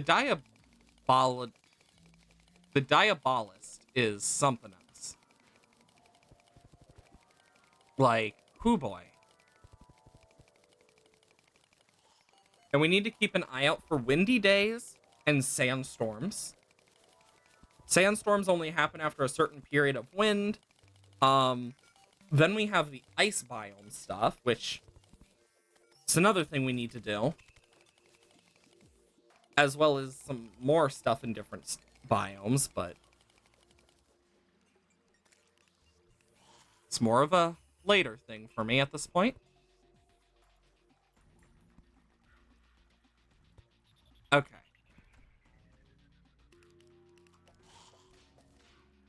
And then we got, boom, heart crystal. I love being able to do this with this whip because it just allows me to see so much more than I would normally. Oh, that's annoying. I am going to get rid of that. There we go. Watch this. Boom. It's more than just... Oh, I was hoping it would be more than just a trap. It is! And this is why we check, folks.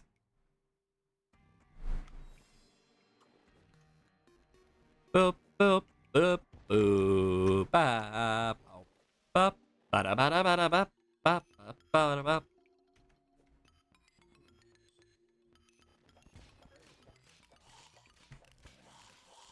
Look at this. So much. And water candle. Where is it, though? I didn't see it. Oh, wow, I'm blind as a fucking bat, apparently. Grab that, because that's part of the reason we even came here in the first place, was for the water candles. So I can at least grab that. Okay.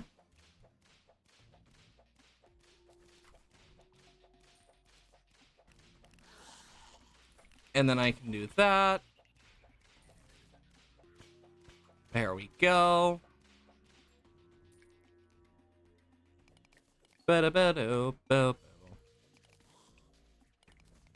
And bonk. Oh, look at that. There's a bunch of stuff coming up. Because I need as many of these water candles as I can get. Jesus Christ. I love when the swords go and start doing their thing. It's just boom, boom, boom, boom, boom, boom. Just absolutely destroying everything they can. So satisfying. Okay. And bum, bum, bum, ba da ba da ba da bum. Hell Armored Bones banner. That's a new one. And then I grab this. This. This. Boom, boom, boom. Perfect. Look how many clocks there are in that room. Okay. Then I do this. We got a sniper. Didn't expect that. In all honesty, it's nice to see some new stuff. Quack, quack, quack.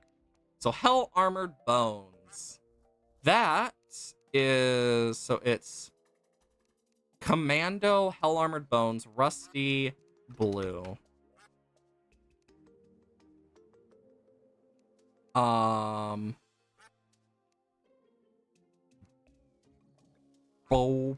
Bo. Rusty, Bonely, Paladin. Commando.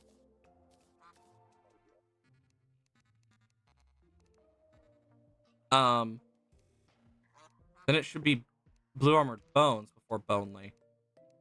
Unless I have it differently. Blue Armored Bones banner. War Table. Maybe? So that's Rusty Armored Bones, Skeleton, Commando. So that would have to be the Tactical Sniper. Oh, there is Blue Armored Bones beforehand. Tactical Skeleton, Skeleton Sniper. Then it would be the Hell one. Okay, so yeah, I do have this right. Jeez. Okay. Mostly cloudy, no wind. That's annoying. But...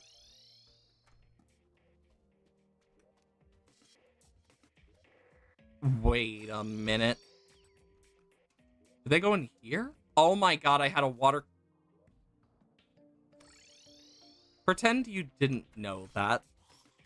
Or see that. That's awkward of me. There's the fungo fish we need. I think what I'm going to do is put one here and one here. And then specifically put this here. And then we can drink this for the fungo fish. And I can talk a bit about some stuff I've been meaning to talk about as well. So, big stretch. For the next game that I plan to play is Forager. But I've been looking at a few things. Of course, Chapter 4 of Poppy Playtime came out. I believe it was yesterday. So that's something interesting. I don't know if I'll end up playing it or not. Just depends. Anglerfish and... Oh, shit. Didn't expect that. But the main plan right now is to kind of see what happens. We'll just have to see. But I have a few of the games on lockdown for backup. But one of the things I've actually been debating doing, and it's something I've been meaning to look into, is modded Terraria. Once we finish this. Because I know once the new update comes out, I'm going to want to do a run of it. because new update, new content, I want to find everything I can. Like, and that's what I did with Stardew Valley, except because we were doing modded, I mixed both of them in. And I don't think I'd be able to do that with Terraria specifically, mainly because of the fact that Tmod Loader usually takes quite a bit longer. But if I were to do modded Terraria, I don't know what series specifically I'd do, but I might. But depending on things, I could throw up like a poll on the Discord if we end up doing it, of like some mods you would want to see me do, like as a main mod, be it like Thorium, Calamity, um, Ancients Awakened, I believe is supposed to be coming back. Spirit mod is another one. As well as many others as well. Because I haven't really played a lot of those. Like, there's some that I heard of that I just never played. Um, but there's some that I haven't touched in so long that have gotten like big updates. Like the last time I touched Calamity was so long ago at this point, and same thing for a bunch of the others. And we'll see over time what happens, what changes. But my best guess is whatever does end up happening,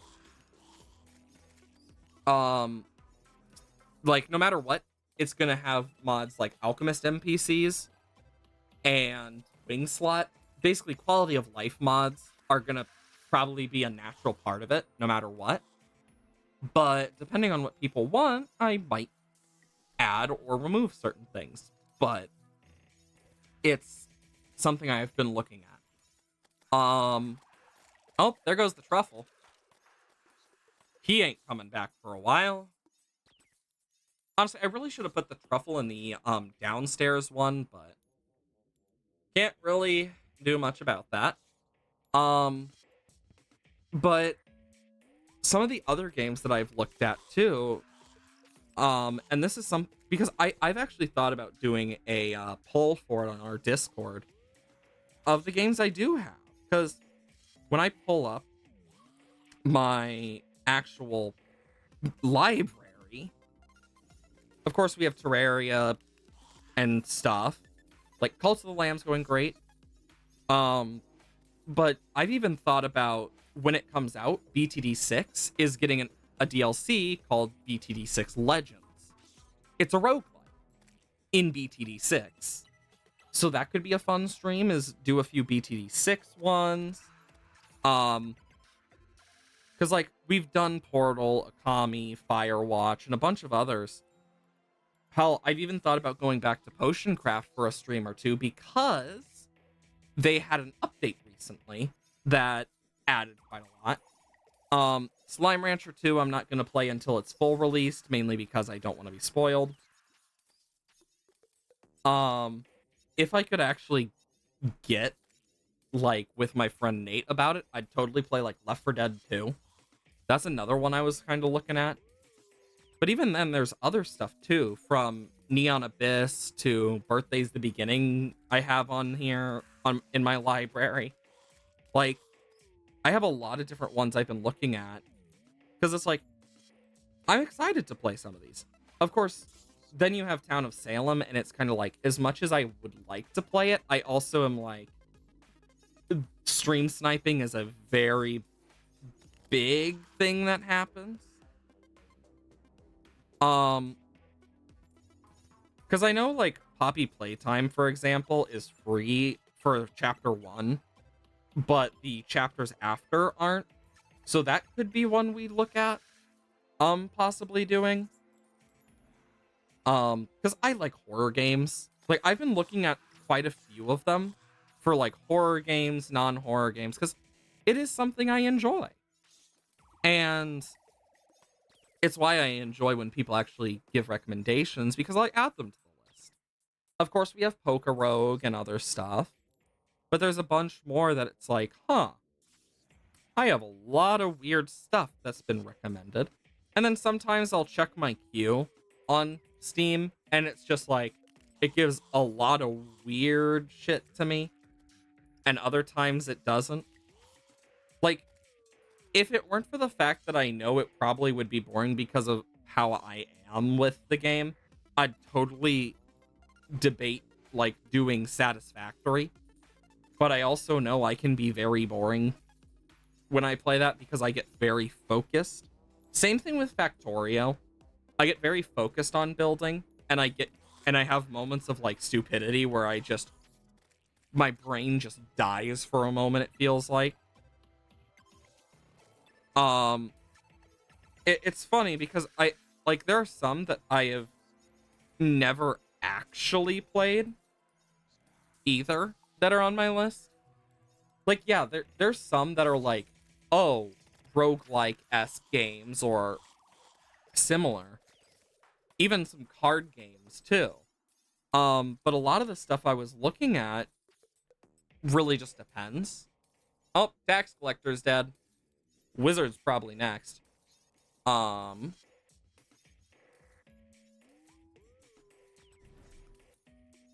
nope, doesn't work. And also, I should be in Womp. And actually, what I'm gonna do is take this and move it over to here for this. Wait, what's this? Mushy ladybug. Okay. Because then I can go womp womp. And yeah. Okay. Because this will at least help deal with some more of these creatures, hopefully. Don't know what happened to them, but seems they're gone finally. But I was kind of looking at it and like, depending on what people want or like, I'd totally love to do some more of those. I know there is quite a lot. And that's kind of where it comes down to is there's just so many games I could try.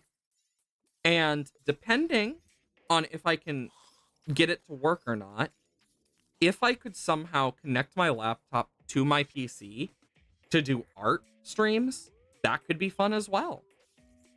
Because I wouldn't mind trying to do something like that if I can get the chords and stuff I would need for that. Because I do miss doing art streams. That's one of my things that I've wanted to go back to for quite a while, because I enjoy art, and the art streams were always one of those things that's like, I get to just casually talk about stuff, and we get to kind of chill and talk about what's on our minds, as well as draw. Because that's one of the things I always kind of was like, internally, fully thinking, I hope some people are enjoying this and drawing with. If not, that's okay. But it's fun. Oh yeah, because I used to do art streams when I was still on my laptop because I could. My laptop is where I do my art. 20 of these. We only need a bunch more. But yeah, like art streams are fun. Like all those different things are really fun to me. I would love to do more of them, in all honesty. And a lot of it just comes down to if I can get it to work. I mean, if I had a commission, I can do, depending on certain things I could do on, but I know like with my work stuff, I couldn't because of contracts.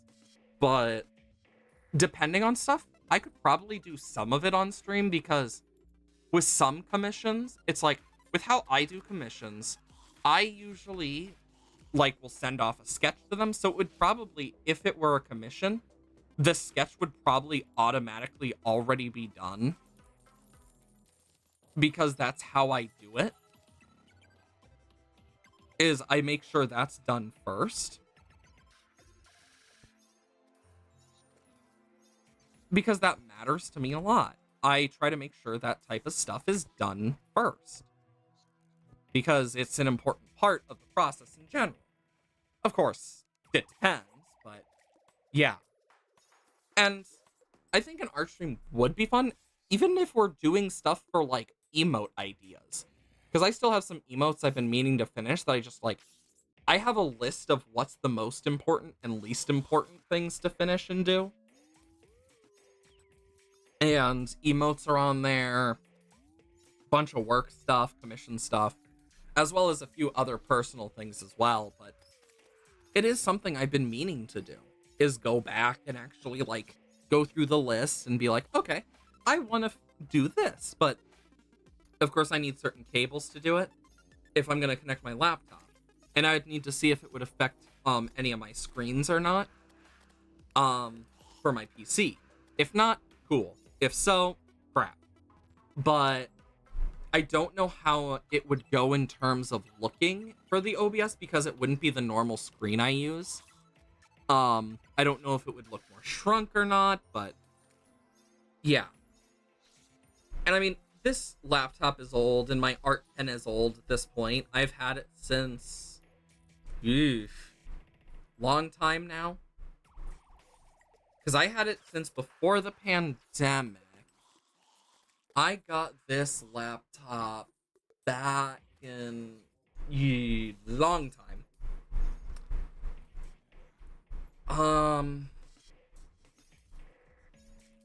I mean, mind you, this computer is very much like this laptop is very much outdated compared to what exists now, but that's usually not something that's, yeah. Should start a new Dono Go for a new one. I mean, even then, it's like, I'm fine with my laptop. It was, fun fact, it was actually given to me by my Grammy, before she passed, like, by multiple years before she did. But even now, I still use it, like, and it works fine. Like, sometimes I need to, like, tap and do some things, so it sometimes will connect the, to the cursor again when I'm using it, and it's a bit off, but that's just kind of how it goes. I mean, this thing has been used for so many years, like, so vigorously, but even then, I don't mind it. It's quite fun. If it works, it works. Exactly. That's how I look at it. If it works, it works. No other questions needed. But yeah, I want to get into doing more of that stuff. Because I really want to do more art. And I have looked at some of the chords I'd need. And that's something I'll eventually save up to do. Because, uh-oh. I just heard the sound of a mimic and I was so nervous it's a hollowed mimic or something. And I was about to be like, uh-oh. Because if it's a hollowed mimic, that's gonna hurt.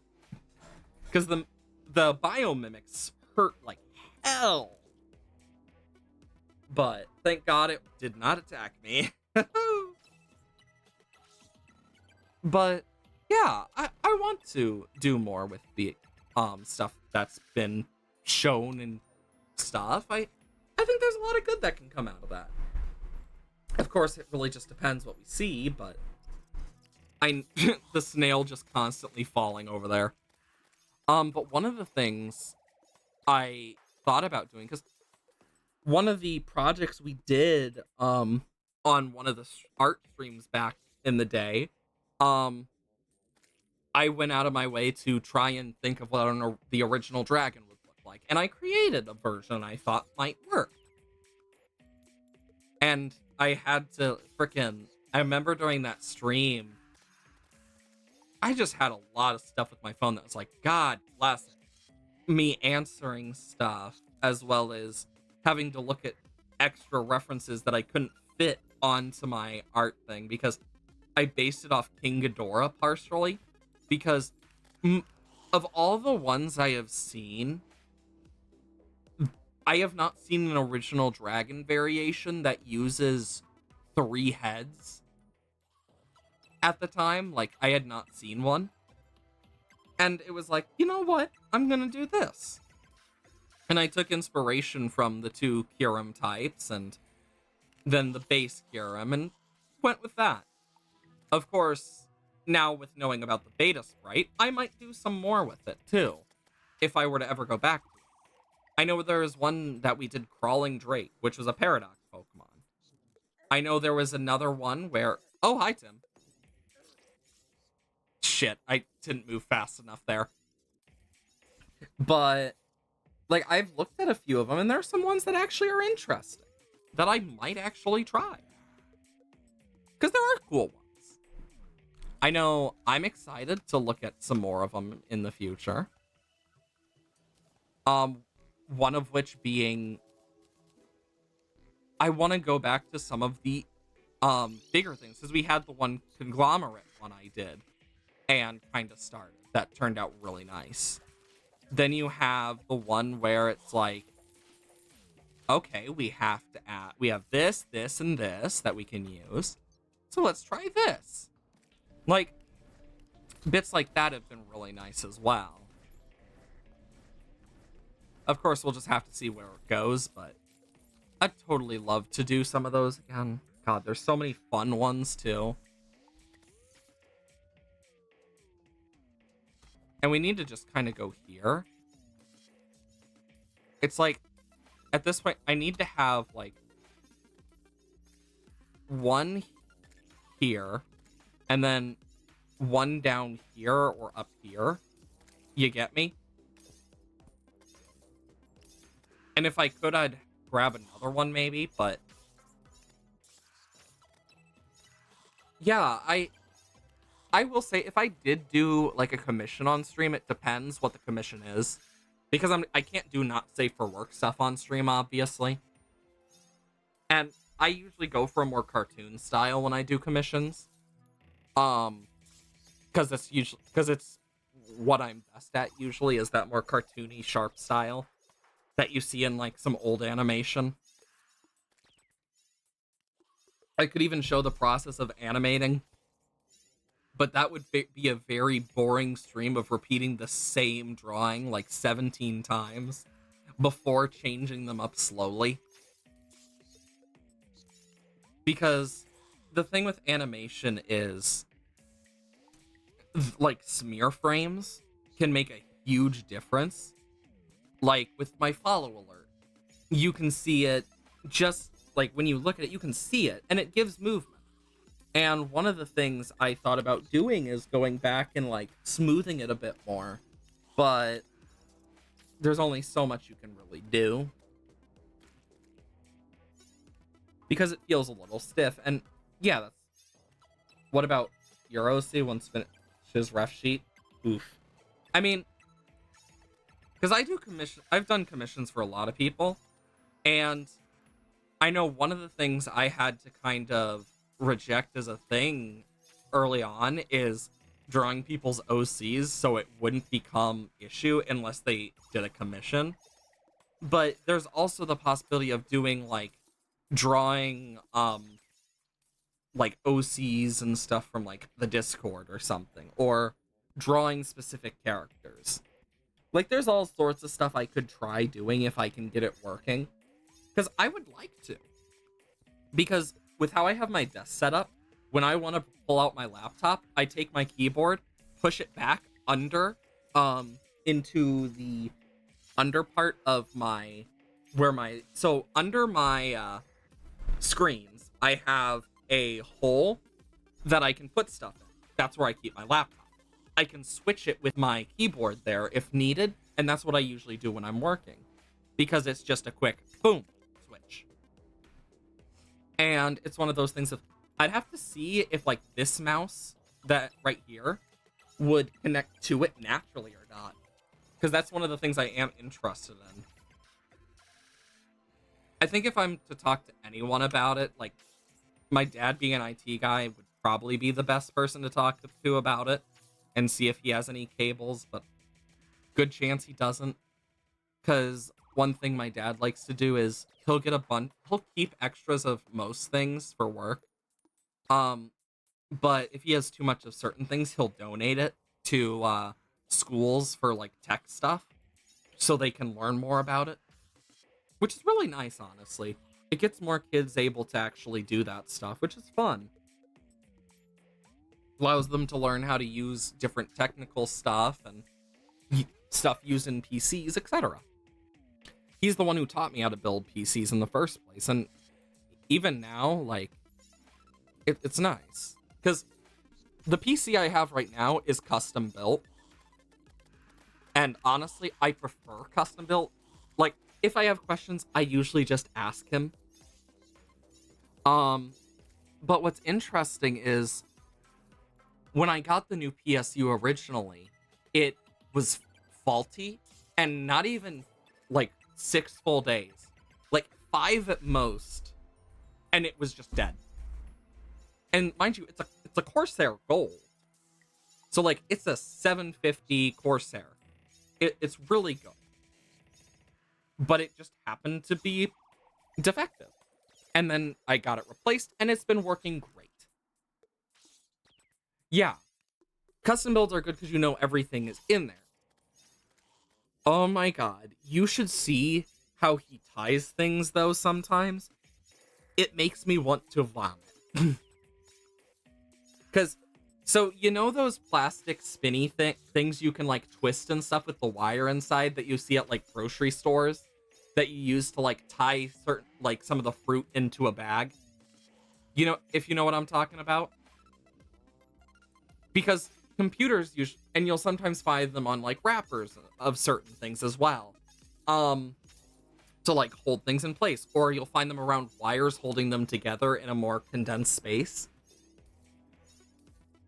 This man will take 3 of them and tie all 3 together to tie stuff together. And it's like, dude, you didn't need that many for this. You could, at most, 2. But, oh my god. And not only tie them together, but he will loop them around each other. Like, over and under, loop-de-loop, pull, like, full on, like, tying someone's shoes. And I'm just here like, Jesus fucking Christ, Dad. I mean, mind you, this guy is has been an IT guy for so long now. He is a master of his own craft. It's the best way to put it. But there's a running joke in my family that he is the family IT guy. But nonetheless, it's still nice. Like, being able to ask questions and stuff is so useful, even if stuff, like, is annoying. Because it's like, especially when you live out in the more country-style areas, it's like, well, shit. Because you don't get a lot of good, like, Wi-Fi and stuff, and things connect slower, and it's like, being able to just call someone and ask for help is so nice as well, because you don't have to, like, go out of your way to try and find every single question you have. Because I remember being so worried originally with my PC when I built it so I'm one of those people that when I'm not using a surge strip and it's not powering anything that is being used, my instinct is to turn it off. And I remember when I was younger too, it's just like, I would do it so often because it's just like, I don't want to waste electricity. That's how my brain works. It's like this weird thing I do. So like, and I still do it to this day. So, I'm always like, okay, PC's off, nothing else is being used, I can turn off the surge protector. Because nothing is going to get affected by it. And it still will protect if, like, a surge happens. Nonetheless, because it not only helps with surges, but turning it off, it's like, everything's off, it won't get affected as much anyway. Like, it's fine, but I remember that being a huge thing for me when I was younger, like, oh shit, is this causing issues? And in reality, no, it's not. It still exists, but I remember that being a huge thing I worried about for a long time. Hey, 22, hope you're doing well. I will hydrate.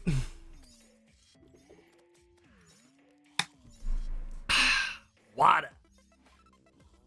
But yeah, I remember it quite well because it's like, I still do that stuff.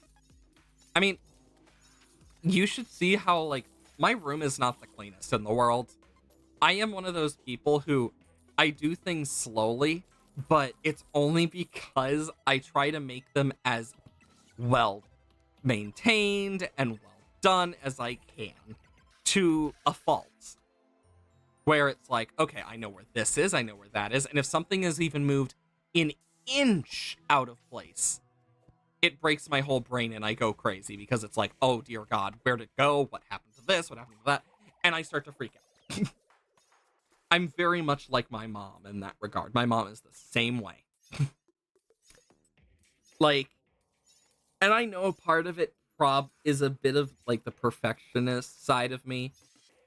And there's probably a part of it that is played into by the autism and stuff, but I've gotten used to it at this point because it's like, I still need to go through so much stuff again and again, because if one thing is moved out of place, I need to fix it. I need to do this. I need to do that. And yeah, like, I have my desk sorted in a specific way. A blood moon is rising. Actually, that's good. Also, I can use a buff potion again. So, like, right next to my desk, top drawer, I have a snack drawer. Don't ask. I just chose to have it. And I basically have, like, Werther's Originals, cough drops, some pretzels, like, stuff I might need and stuff for, like, a long session. And then the bottom drawer, I have my one controller that doesn't work. And then I have my PS5 controller, as well as all my Switch games. And then in my main drawer, I have like extra wires, a bunch of papers, notebooks, and first aid kit, stuff like that in case it's needed. Origin Dialga looks like it tried to swallow a giant pill. It's literally... I remember going around when it first came out, the whole Squidward with the fork in his throat meme being a big thing.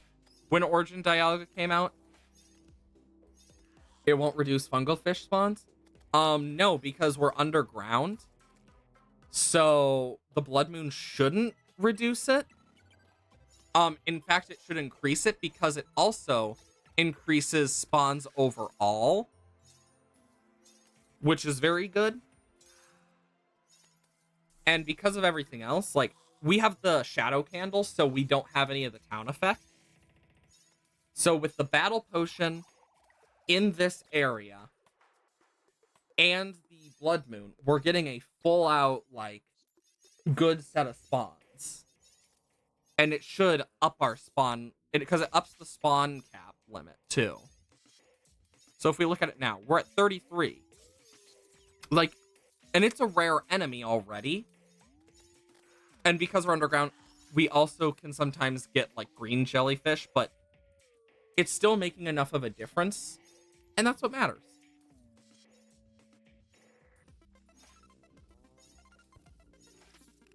But yeah, I personally don't mind. In fact, I'm actually really excited about some of the stuff with Pokemon.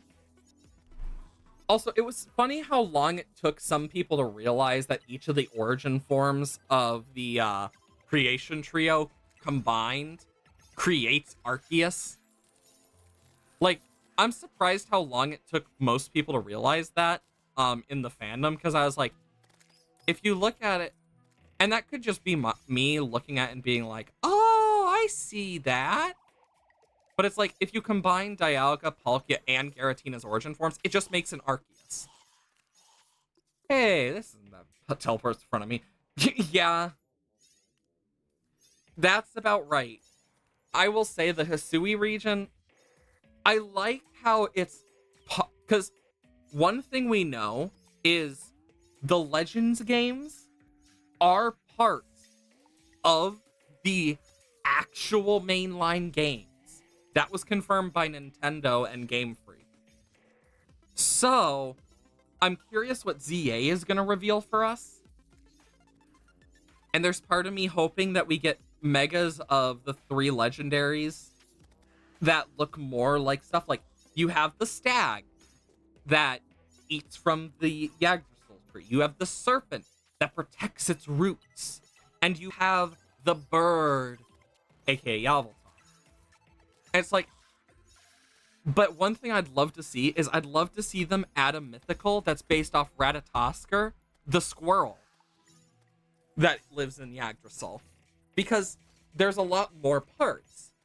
And the whole thing with, I believe it's Nihog is the name of the serpent that surrounds its roots, has many children, aka Zygarde cells. And it's so cool. Because if there are lore origins for Zygarde, Xerneas, and Yveltal are based on the things that surround Yggdrasil, the tree of the world. Which is such a small but really cool little bit of like lore. Because they also fit in with the stuff. Because, yeah. It's just a small little thing that I found cool. But it makes me really excited to see what else we'll get from some of that stuff. Of course, I could nerd on about Pokemon for hours. Actually, I know later today, if I get some time, I'm probably going to post to Blue Sky, my progress with the Pokedexes, that I'm trying to do, because the only 2 I know I will not be doing is the Pokemon Go Pokedex and the Kanto Pokedex. Unless I can somehow find a copy of Let's Go Pikachu that isn't so expensive it makes me want to vomit.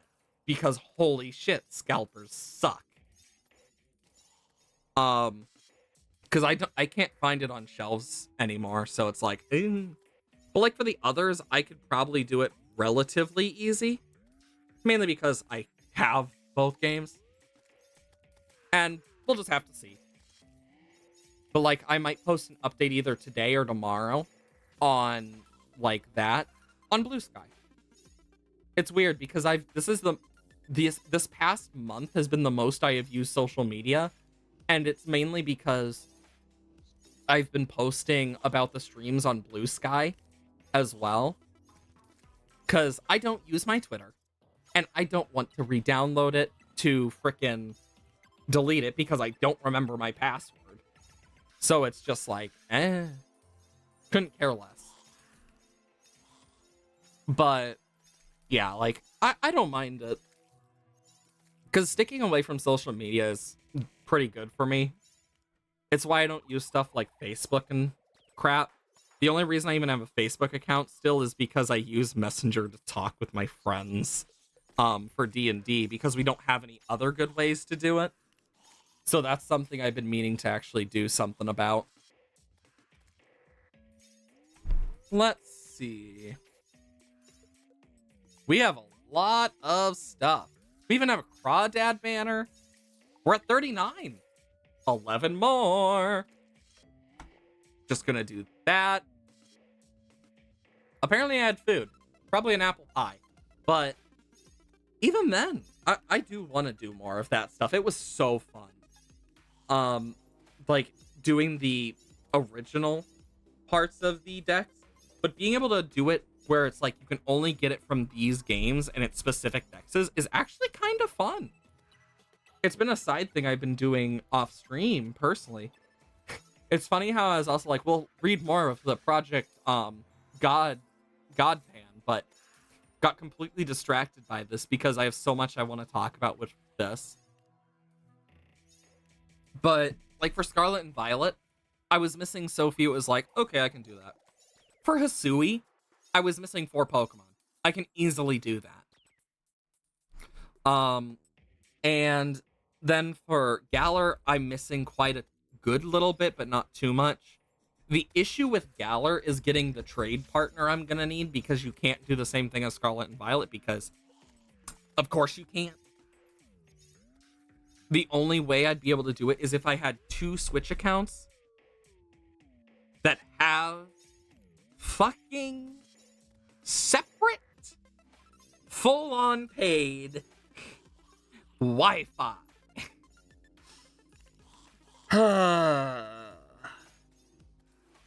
Which really annoys me. But even then, I could go on for a bit about it. It's so annoying. And then for the whole thing with Kanto, it's like, oh boy, here we go again. Wonder how close we are to this. We've gotten another I wonder how many holo keys we've gotten, and because I know we haven't collected all of them and have just thrown some away. I wonder how many holo keys and keys in general we have gotten over the entire like series of the Bestiary collection. Because I know there was at least one corruption key that despawned because of item limits off stream. But that was like a before stream thing when I was just kind of sitting there letting it happen. It doesn't make me curious, but it's also like, I don't know if I want to go back through all of the hours and hours and hours of footage, because I don't have that type of time.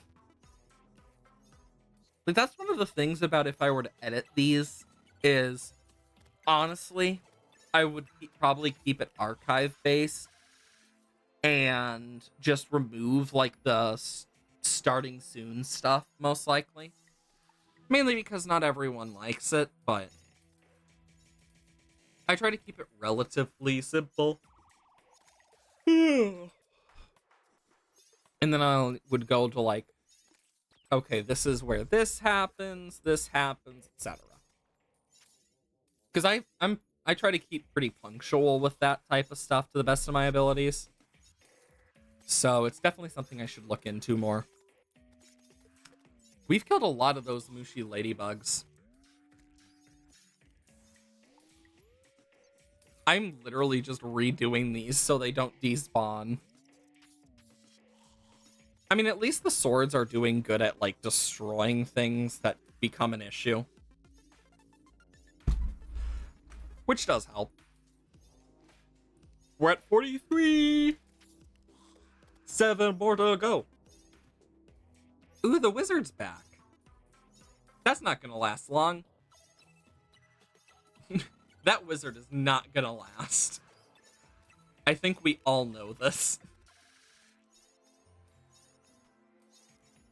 The crazy part about all this is that once we're actually done, we can just easily quick stack all of this and just forget about it. Which is good.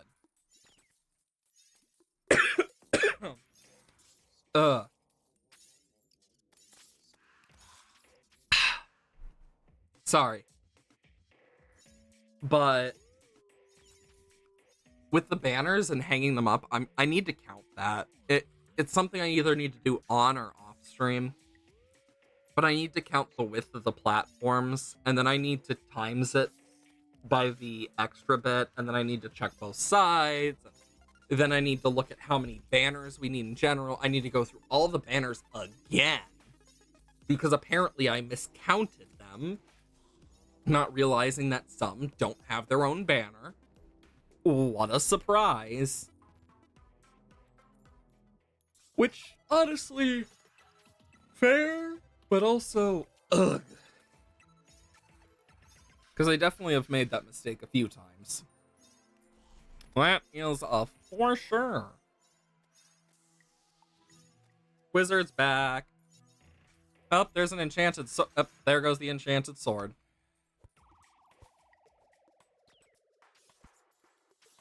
if you had to make Eternatus seem more of a threat, what would you do? Honestly, and this kind of goes back to Sword and Shield story being very like what I would have done to make Eternatus be more of a threat, and this requires change of story, I would make a lot more of Sword and Shield be about some more stuff related to actual history with Europe and even other countries about rewriting history and similar. But I would make it that instead of everything that happened with Rose, and yeah, spoilers for Sword and Shield, I know, crazy, a game from 2019. But what I would do is I would have it so Rose was using Eternatus's power to like power the stadium, and instead of making it so you are like when you're a threat to like Leon or something, like he's been pulling the strings behind making Leon unbeatable, and he like screws with your Dynamax and stuff during the champion stuff, either stopping you from Dynamaxing or like making or like causing it to go out for a period or something, as small little bits, leaning into more of its ability to create that Dynamax power. But I would also make it a thing where instead of like Hop just going with you and stuff, to give Marnie some actual character, like she would be the only one to like listen to the player character about it, like her and Piers, because of what they went through with Spikemouth. And it would be like of course you would still raid Macrocosmos, but what I would have specifically is Eternatus being kept in like this egg-like state, or like orb similar to what we see broken in the actual game, and hooked up to stuff that's like keeping it stable, but by doing it, it breaks out of that stability, and you basically have to go and find those, like with Sonia's help and stuff, you have to go and find the 2 legendaries, and coming back, you see like Leon's been defeated, as well as like several like the like Piers and Marnie, their Pokemon are completely done for, and like maybe even some Dynamax Pokemon are just ravaging the area. Like even if it's just a cutscene, like showing like several just around the building alone, like destroying parts of like the city, like full kaiju style, and just above the tower, just seeing this large swirling vortex. And when fighting Eternatus, like it goes similarly. You take down the first phase before all this, and you see the second phase, and it's this giant hand. But when you're fighting it, what it does is when you're still coming towards you, like you're coming towards it, it can sense like the 2 wolf legendaries and stuff, and it would start like shooting beams. Like this is more of a cutscene type thing that would cause you to have to dodge for a bit before landing and fighting it, where it would, instead of the normal Dynamax Pokemon getting 1 turn, it would basically get similar to Terra Raids. It would use like 2 moves or something, or like if it would like sometimes randomly Dynamax your Pokemon, and when Dynamax like that, it would cause it to disobey, where it's like it starts to loaf around and stuff. So it basically shows its like power to even control your Pokemon in a form.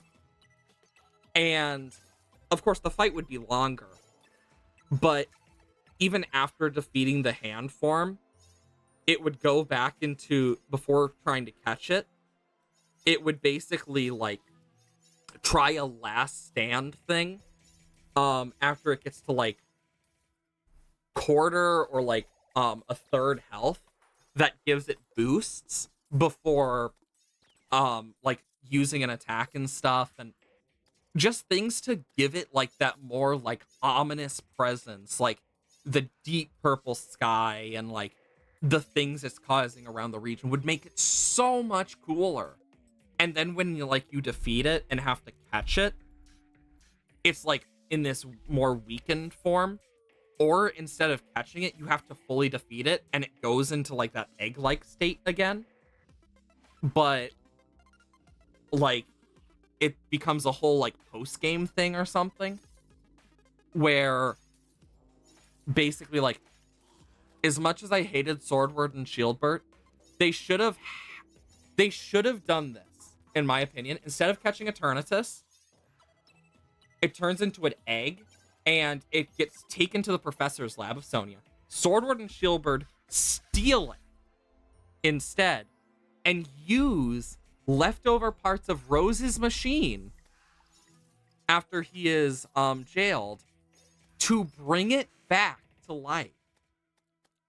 But because of how like the effect has on it, it's not to full power, but it still causes random Pokemon to Dynamax here, there, etc. And it starts to, and you start to see that like when you're finally at the end of the post game, you have to fight Swordward and Shieldbird.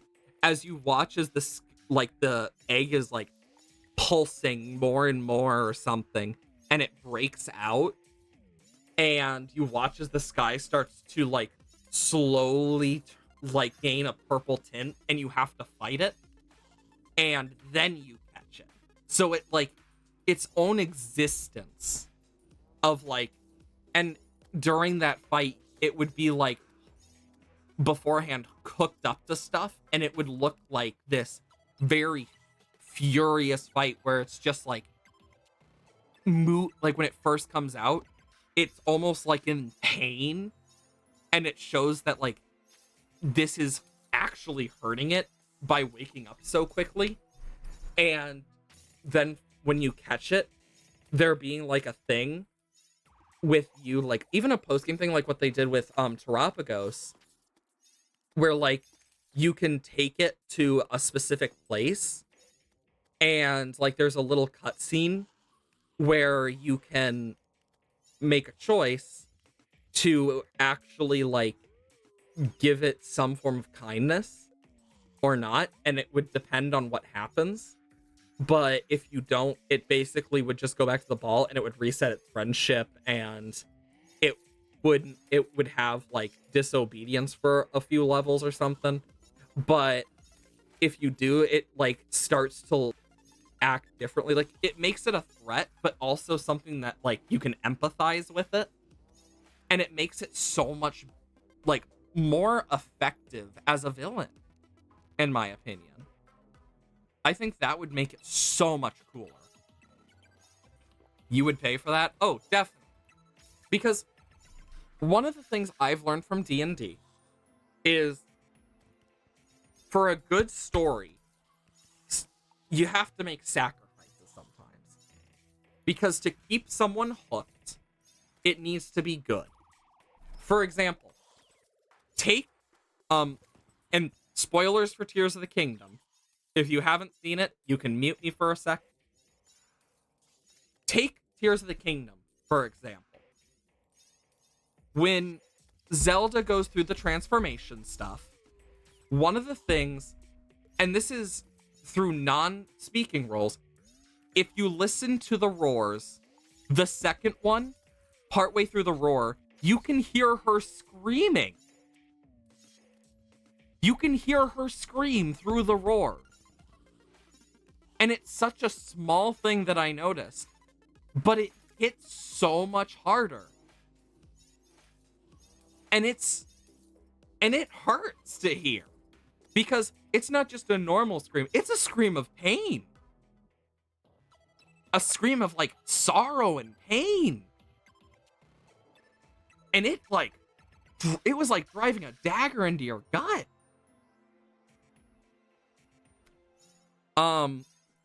But for Tears of the Kingdom spoiler stuff over now. But giving like those pieces of information, even without speaking, even for Pokemon, would do so much good. For example, Arven and his Mabosstick. If you haven't played Scarlet and Violet, I highly suggest it. But if you look at and this is more of a spoiler for the end game of the main game, but if you look at the like stuff in the Zero Lab, you can see that Sada and Arturo had a picture of them with Arven and Mabosstick at their workstation. And from some of the other stuff, there was part of them that cared about them. But if they didn't die, there's a chance that things would have ended differently.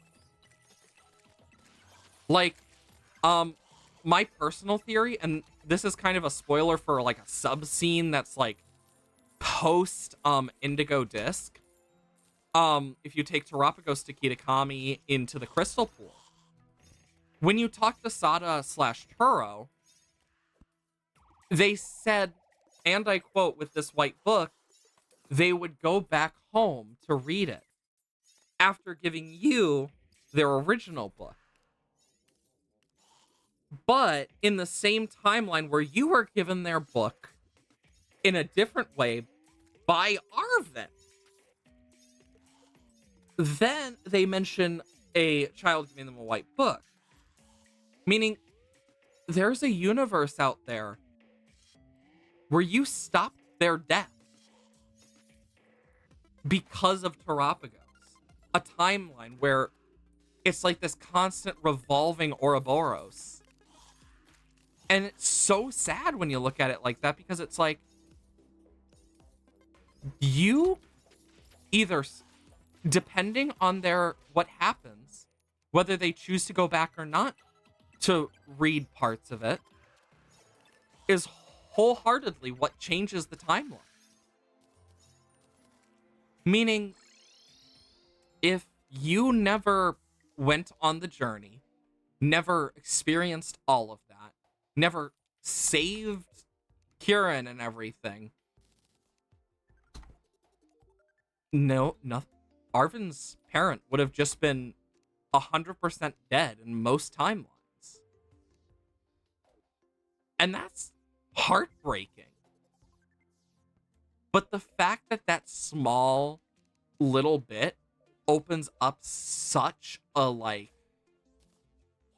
piece of lore, it makes you look at it from a different light and be like, holy crap.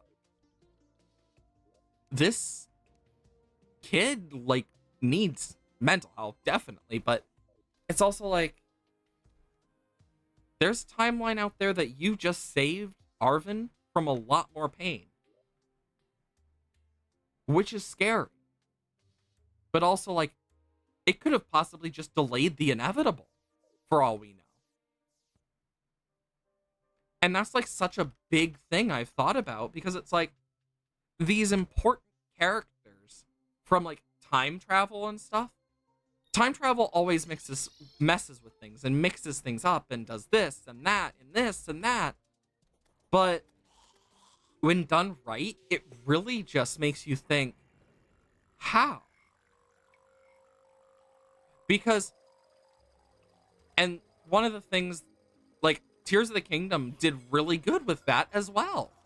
I'm not going to spoil it for this part, mainly because I don't want to put any more spoilers out, but it's like, Tears of the Kingdom did a great job with it, with how they did it. Because they specifically did it in a certain way that it's just a whole thing.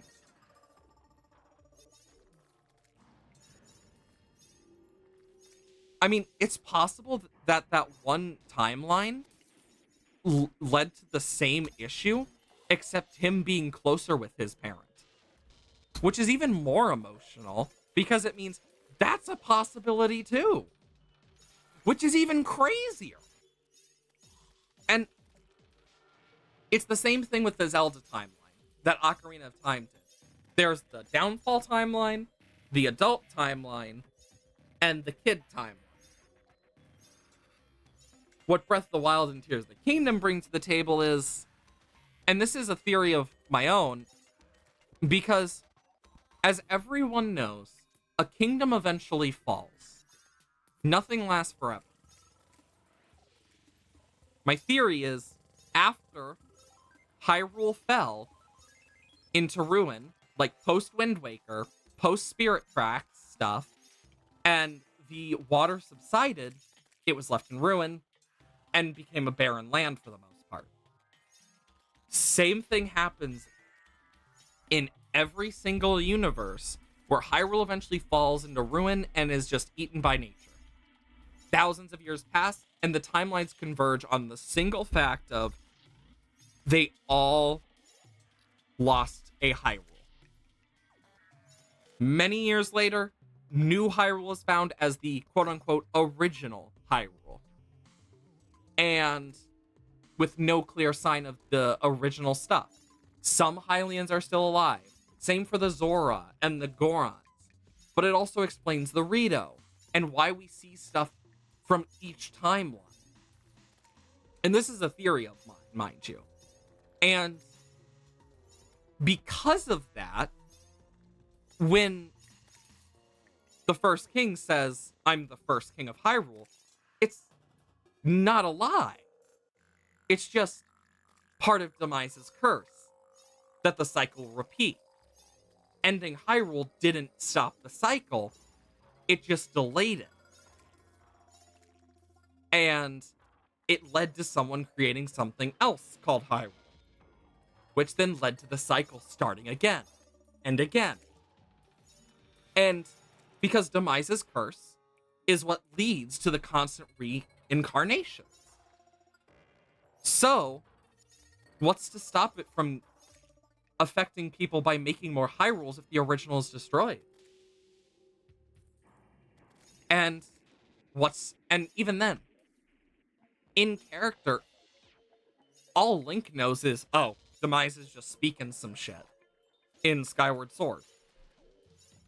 The only one who might actually remember it is Fi, but she can't speak through the Master Sword, to our knowledge.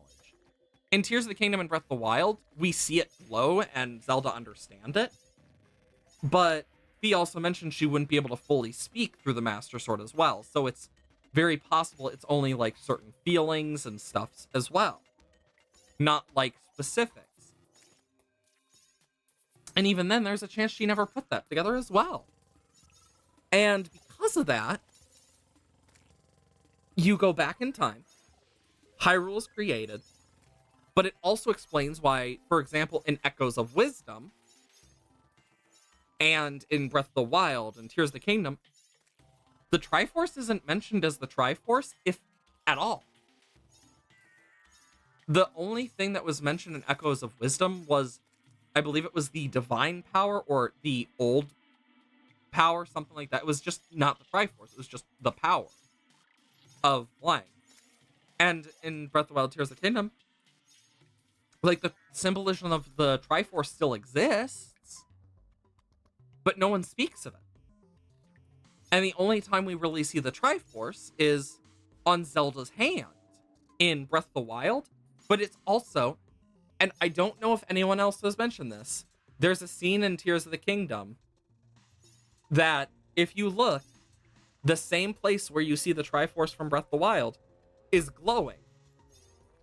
And it's kind of like, it's obvious that they've insinuated that Zelda of the Wild has the full Triforce as part of her in some form, or at least part of its magic.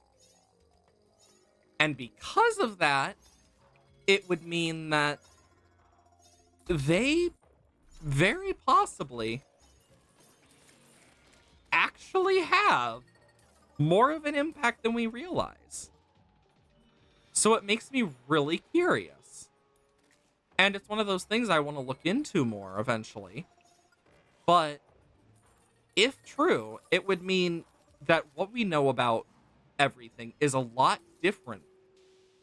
And it would also mean that in terms of like why we don't see certain things is because they're so old at that point, they don't exist.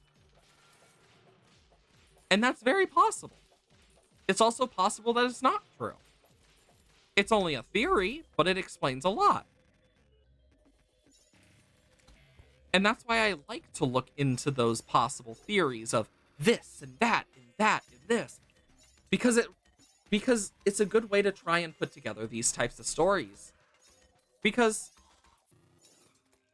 when you look at Breath of the Wild, like, it's a very barren kingdom after the calamity. When you look at Tears of the Kingdom, it's less barren because they've been rebuilding. But what we learn from stuff that's just a theory, a game theory. Thanks for watching. Actually, speaking of game theory, did you know their stream channel GT Live has a Twitch now? And they stream on Twitch as well with multi-streams? Because I just saw a video this morning that I'm like, what is this? Because it was recommended to me, where they specifically didn't tell anyone and did a stream to see what happened. And I will say the funniest part of the video to me was as soon as they switched to FNAF, you watch as the viewers slowly go down to 1 and then it goes back up over time. But it's like really funny. But it's interesting because it's like they didn't announce it, but there were a few that found them. And then they did a stream that was only on Twitch afterwards, after the video was posted, which was like a day ago or something. And then, like, with the wait up to certain things before doing a multi-stream again. Because they're multi-streaming, so more people get access and similar, apparently. But I found that really cool because it's like, huh. Because I'll just say this. When I see Ash, she reminds me of MatPat a lot with some of the crazy ideas she has. And honestly, I think it's really cool. It was really neat to just kind of see stuff like that.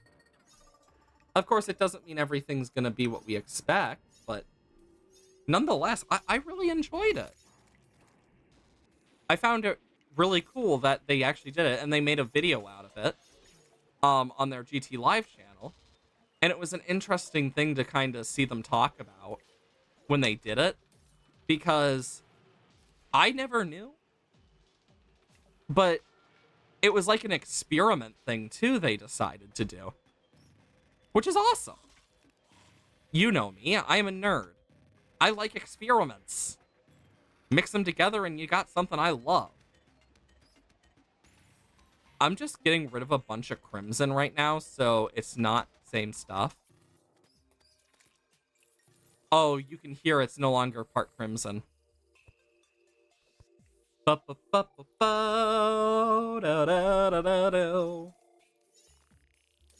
yeah, now we should be able to get a bunch more stuff that we need that are ice-based, which is going to help. Icy Merman. Because this should help us get some of the ice things we need. We're going to have to expand it, but yeah. And eventually I want to do a bunch more, but Ice Bat. Because this will help us get what we need. But yeah, I found it really cool when I saw it. I'm like, oh shit. I mean, it makes sense why they were doing it too. Like, looking at it from that type of perspective, it makes a lot of sense. Of course, doesn't mean it's 100% this or 100% that. Like, honestly, I don't mind. It was just nice to actually see, like, oh wow, they're doing new things. But it's just nice to see stuff like that catches you a little bit off guard, that you're like, oh, that's cool. It makes it feel so much nicer. I could do it like this and just, like, give more space for things to spawn.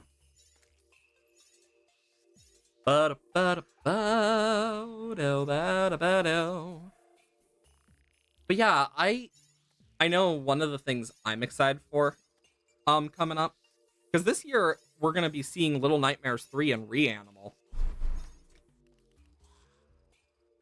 So I'm really excited for that. Because I'm a horror game lover in my own way. I do want to play some more horror games on stream eventually. Oh my gosh. I have so many that I have on my list of, oh my god, this looks interesting. Like, I know some people look at Poppy Playtime in a negative light, but I gotta admit, I like the story. Like, it's actually really well detailed compared to what you would think.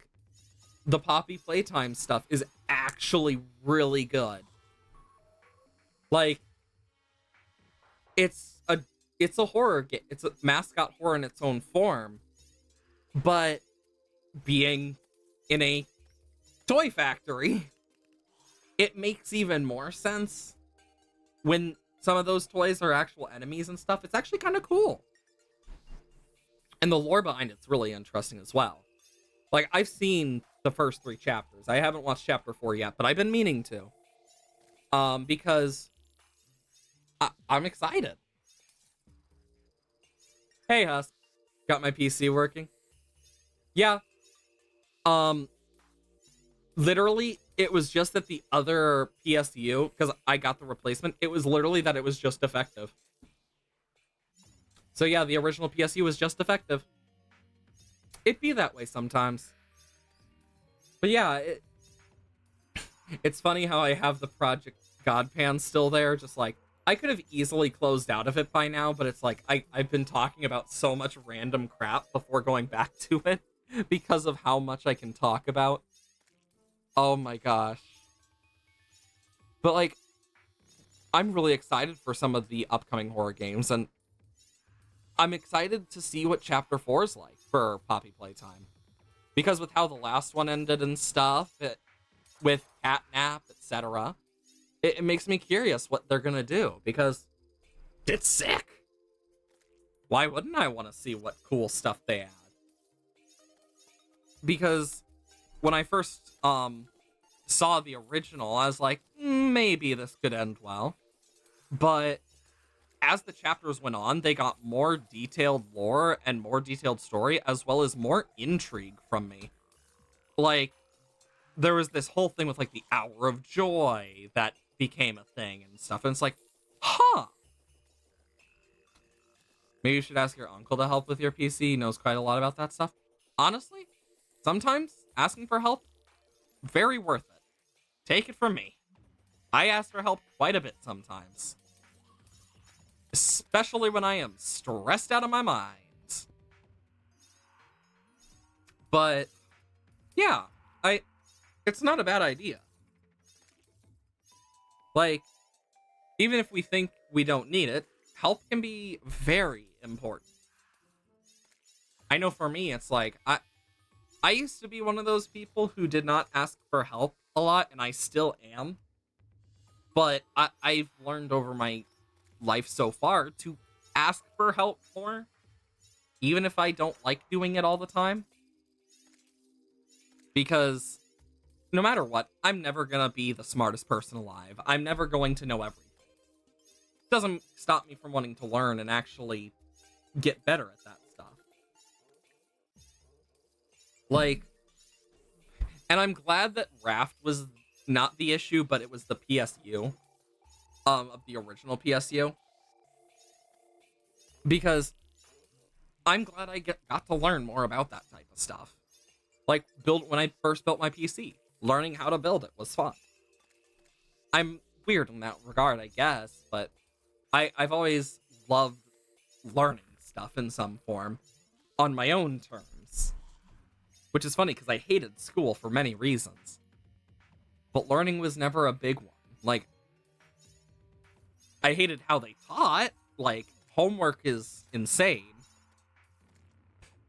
Because it's funny, when you talk about school work in the same way you do as normal work, you get the whole thing with with how many hours of homework is left, it's like saying, oh yeah, they were working 11 hours the other day. No normal person, much less adult, would work that much without compensation, much less breaks. And with school, they don't really get many breaks, especially here, where you get, like, if you're in middle school, you get a recess, usually, and then you get lunch. With high school, it's just lunch. With college, it depends. But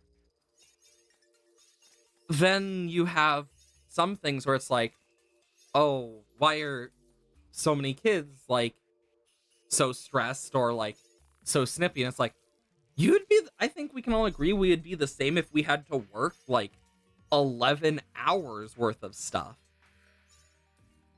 Like, I think most people can agree with that. And that's because, like, it is, like, for example, school usually started for me at 7:30, 8 o'clock. It would go to 3. So 7:30, 8 o'clock, you got 1 hour with 9, 2, 3, 4, 5, 6, 7, and then you got all the homework from your classes. Those would take anywhere from, like, 10 minutes if it's just the first day and you just have to have your parents sign some stuff, to upwards of 5, 6 hours in some cases. And in a lot of cases, some of it was just due the next day. And in other cases, it was due by the end of the week or 2 days. Like, the amount of work that would pile up became an issue. And as I've grown up, I've realized more and more how much it's like, it makes sense why kids are so, like, snippy when you talk about certain things. Because I would be too. I think we can all agree we would be in some form very peeved if someone came up to us after working for like 11 hours and said, don't forget you have to do this, this, this, and this before the end of the night. Like, I think I would get pissed too.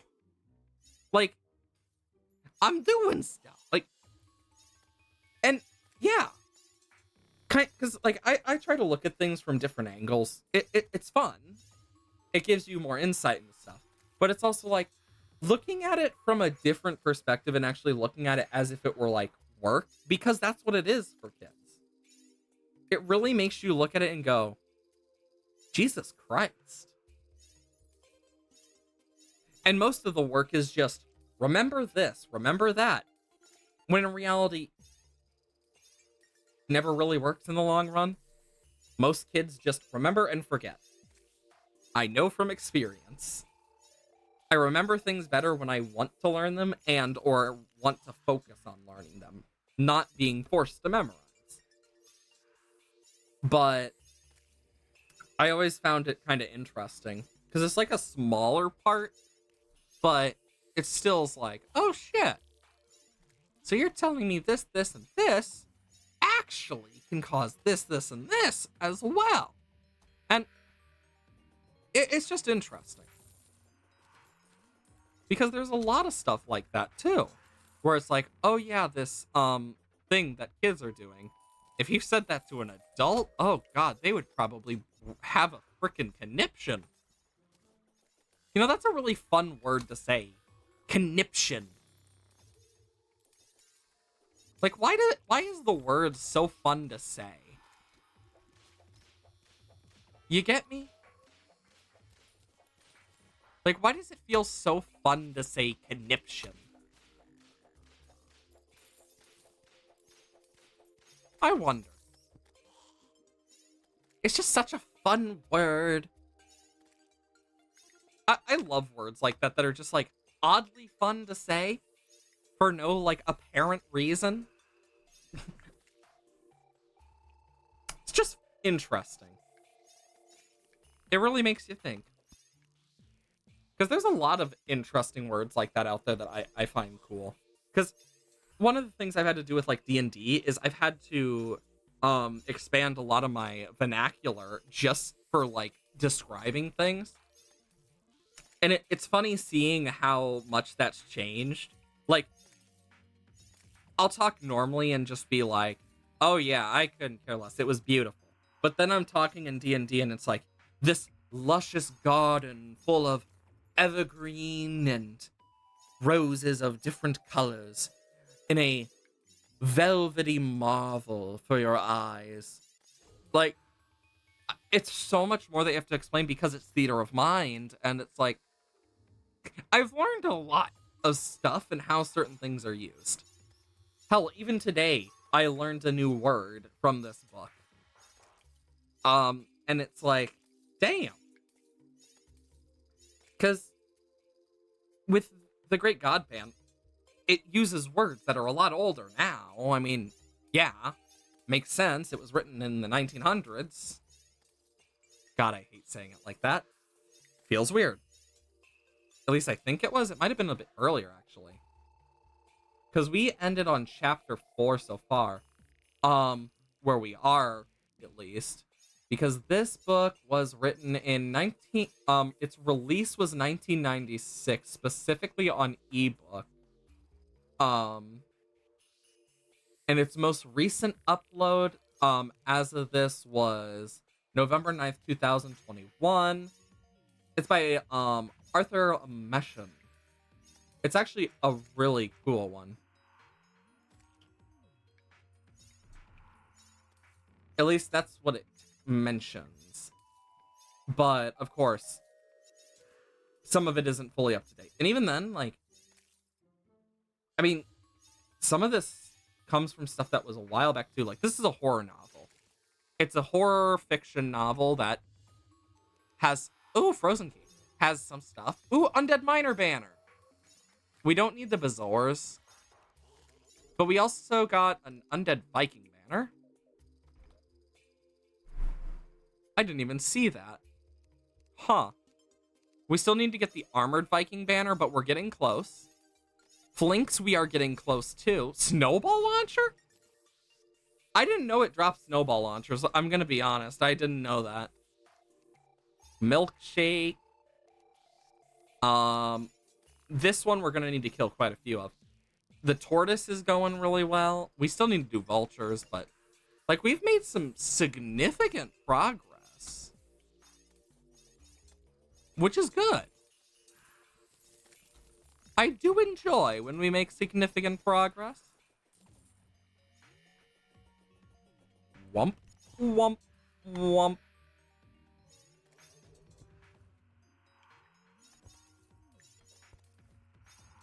Wump, wump, wump, wump, wump, wump, wump, wump. There we go. But yeah, oh, those are gone now. I'm just gonna do that. But I know when I was first doing a lot of this vocabulary stuff, it's like, damn. There's a lot of words I don't know. And of course, I've learned a lot more over time. And it's funny because I used to suck so much at spelling tests back when I was in middle school that I remember cheating on one because I couldn't spell the word right because of how dumb it was. And it's like, honestly, I remember I sucked at it. It's also weird to me the amount of people that don't know cursive now, but I understand it to an extent of like, it's not used as much anymore, but I still think it should be taught in some form because it's like a lot of stuff is written in cursive still. Like you got like even like a bunch of like constitutions from different countries, even old written books and stuff are written in cursive in some cases. Like it's interesting to me. Of course, it's also fun for calligraphy, but that's more of the nerd side of me and enjoying how writing works. And like I'm the type of person that when I'm writing for certain characters in D&D, I specifically think to myself, how would they dot their I's, cross their T's, and butter their B's? I don't know why I called it buttering the bees, but who knows? But it really helps with like coming up with ideas for characters. Because like when I write Veranic's brother's handwriting, he does this thing where he has very sharp angles instead of like curves. Like it's very sharp angles for the most part. And it adds a little bit of like edge to it. Like I've added little bits. And doing the calligraphy definitely helps, but I found it really just brings some of the world to life too. And I highly suggest trying it if you've never tried calligraphy. It's not easy when you start, but it gets easier as time goes on. But overall, it's really fun. Definitely one of those things I really enjoy. Of course, things have changed over time, and I don't do it as much as I used to, but I'd love to do more calligraphy. You know, that could be something I teach on stream. That could actually be a thing I could totally teach on stream, is calligraphy. Because it's... While I'm not a professional at it, I understand enough about it. I could teach, like, some basics. So that could be a fun stream idea one day. Especially if I can get my laptop connected to, my PC and stuff. If I can get the cables, etc. Like, that could actually work out really fine, depending. Just depends. Because it could be fun. Could also be very annoying. Who's to say? Same thing with the basics of art. Like, I've learned so many things with the basics of art, for example, that it's like, at this point, I'm just used to it. But for some people, it's like, they have a lot more trouble. Like, I can make a sphere shaded very easily, but someone who's just starting will have more trouble. And the amount of practice I've put in now is... God, I don't even know. Like, I've been doing it for so many years now that it's like... Honestly, it's been so many years of practice, I don't fully remember. And that's just kind of how it is. You kind of just, like, lose track of how many years you do things and, like, how many times you do things. Like, I still have, like, some of my original drawings. And how I draw a horse now compared to how I used to draw a horse is very different. Other than just the anthropomorphic part. Like, how I actually designed the body of, like, a normalized, like, a normal horse is completely different. I've learned to break down everything into shapes and different things. And one of the things is, a lot of people, including myself, use a circle for the head. But when I'm doing a full face, especially for a human, I do a cube. Because circles and spheres do not have sides. But there are sides to our face. You got a left side, a right side, a back, front, bottom, top. The head, just like most of our body, are made of squares. In all reality, cubes are the most optimal, like, things in general. Like, full-on rectangles and cubes and more can really change a lot about it. Because a lot of that stuff falls into the same category. We did get an armored Viking banner, so that is a plus. Gonna take that ice cream. I should probably grab the extra Flinks fur. It's so fluffy! Because look at this. I mean, we also have so much, like, coin, too. Okay, let's sell some stuff. I believe I already have monster meat.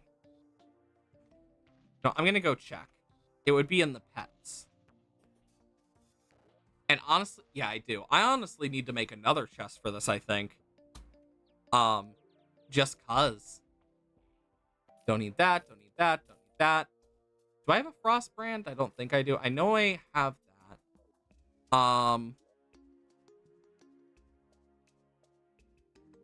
Oh, I do have a Frost brand. I do have an Ice Bow. I know I don't have this. Quack. And then I can go and do this, this, this, this, and then I can go down and whomp. Mob drops 2. More keys. Look how many hollowed keys we have. Jesus Christ. And we got Undead Miner and Armored Viking.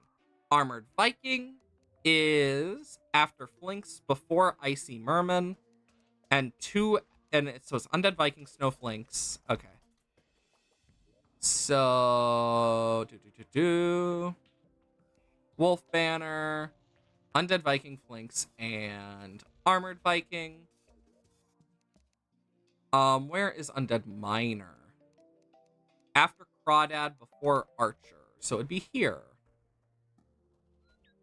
Tim, Archer. Okay. Undead Miner. God, I can't believe I have an undead child here. Sorry. That was a bad joke. And then I can do that. Like, look at us. We are really killing it in terms of this. We're missing 1, 2, 3, 4, 5, 6, 7, 8, because this one is not count. 9, 10, 11, 12, 13, 14, 15, 16, 17, 18, 19, 20, 21, 22. Okay. 23, 24, 25, 26, 27, 28, 29, 30, 31, 32, 33, 34, 35, 36. And I might be off by a few on some of these, so take it with a grain of salt, I guess. 27, 28, 29, 30, 31, 32, 33, 34. 35, 36.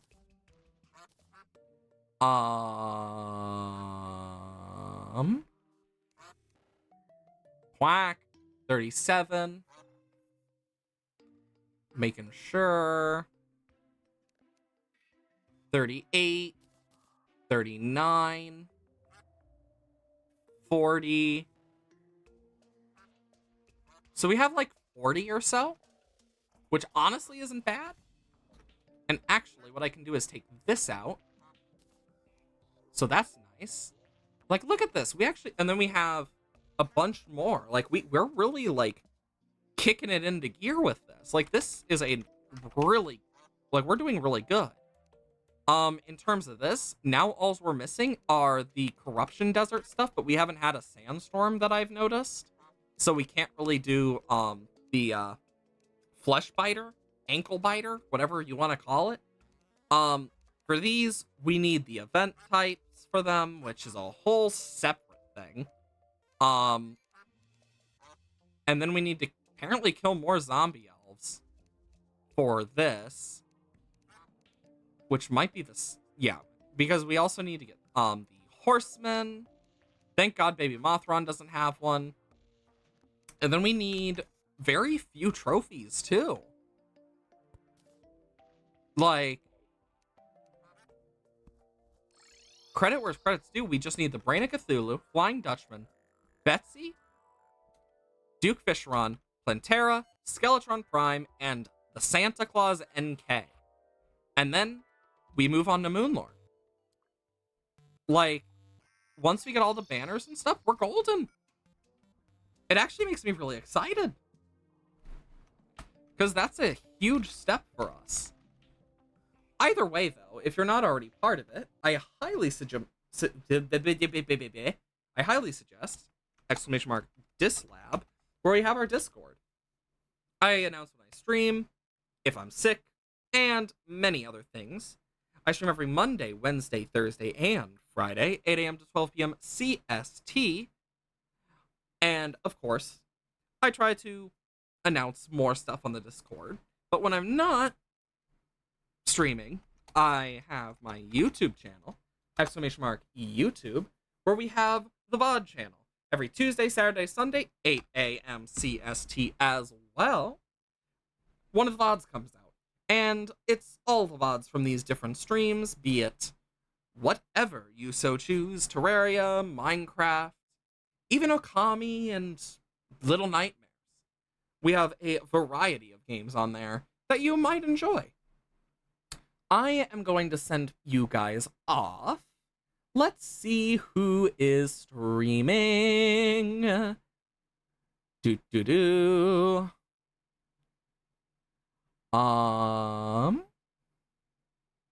This person is doing hardcore expert mode from the looks of it. I am going to send you guys over there. Oh, it won't let me. Damn it. They might have raids turned off, so, dang it. I was gonna send you guys over there, but apparently not. So, dang it. Don't you love when weird stuff like that happens?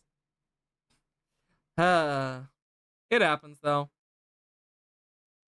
Let's see.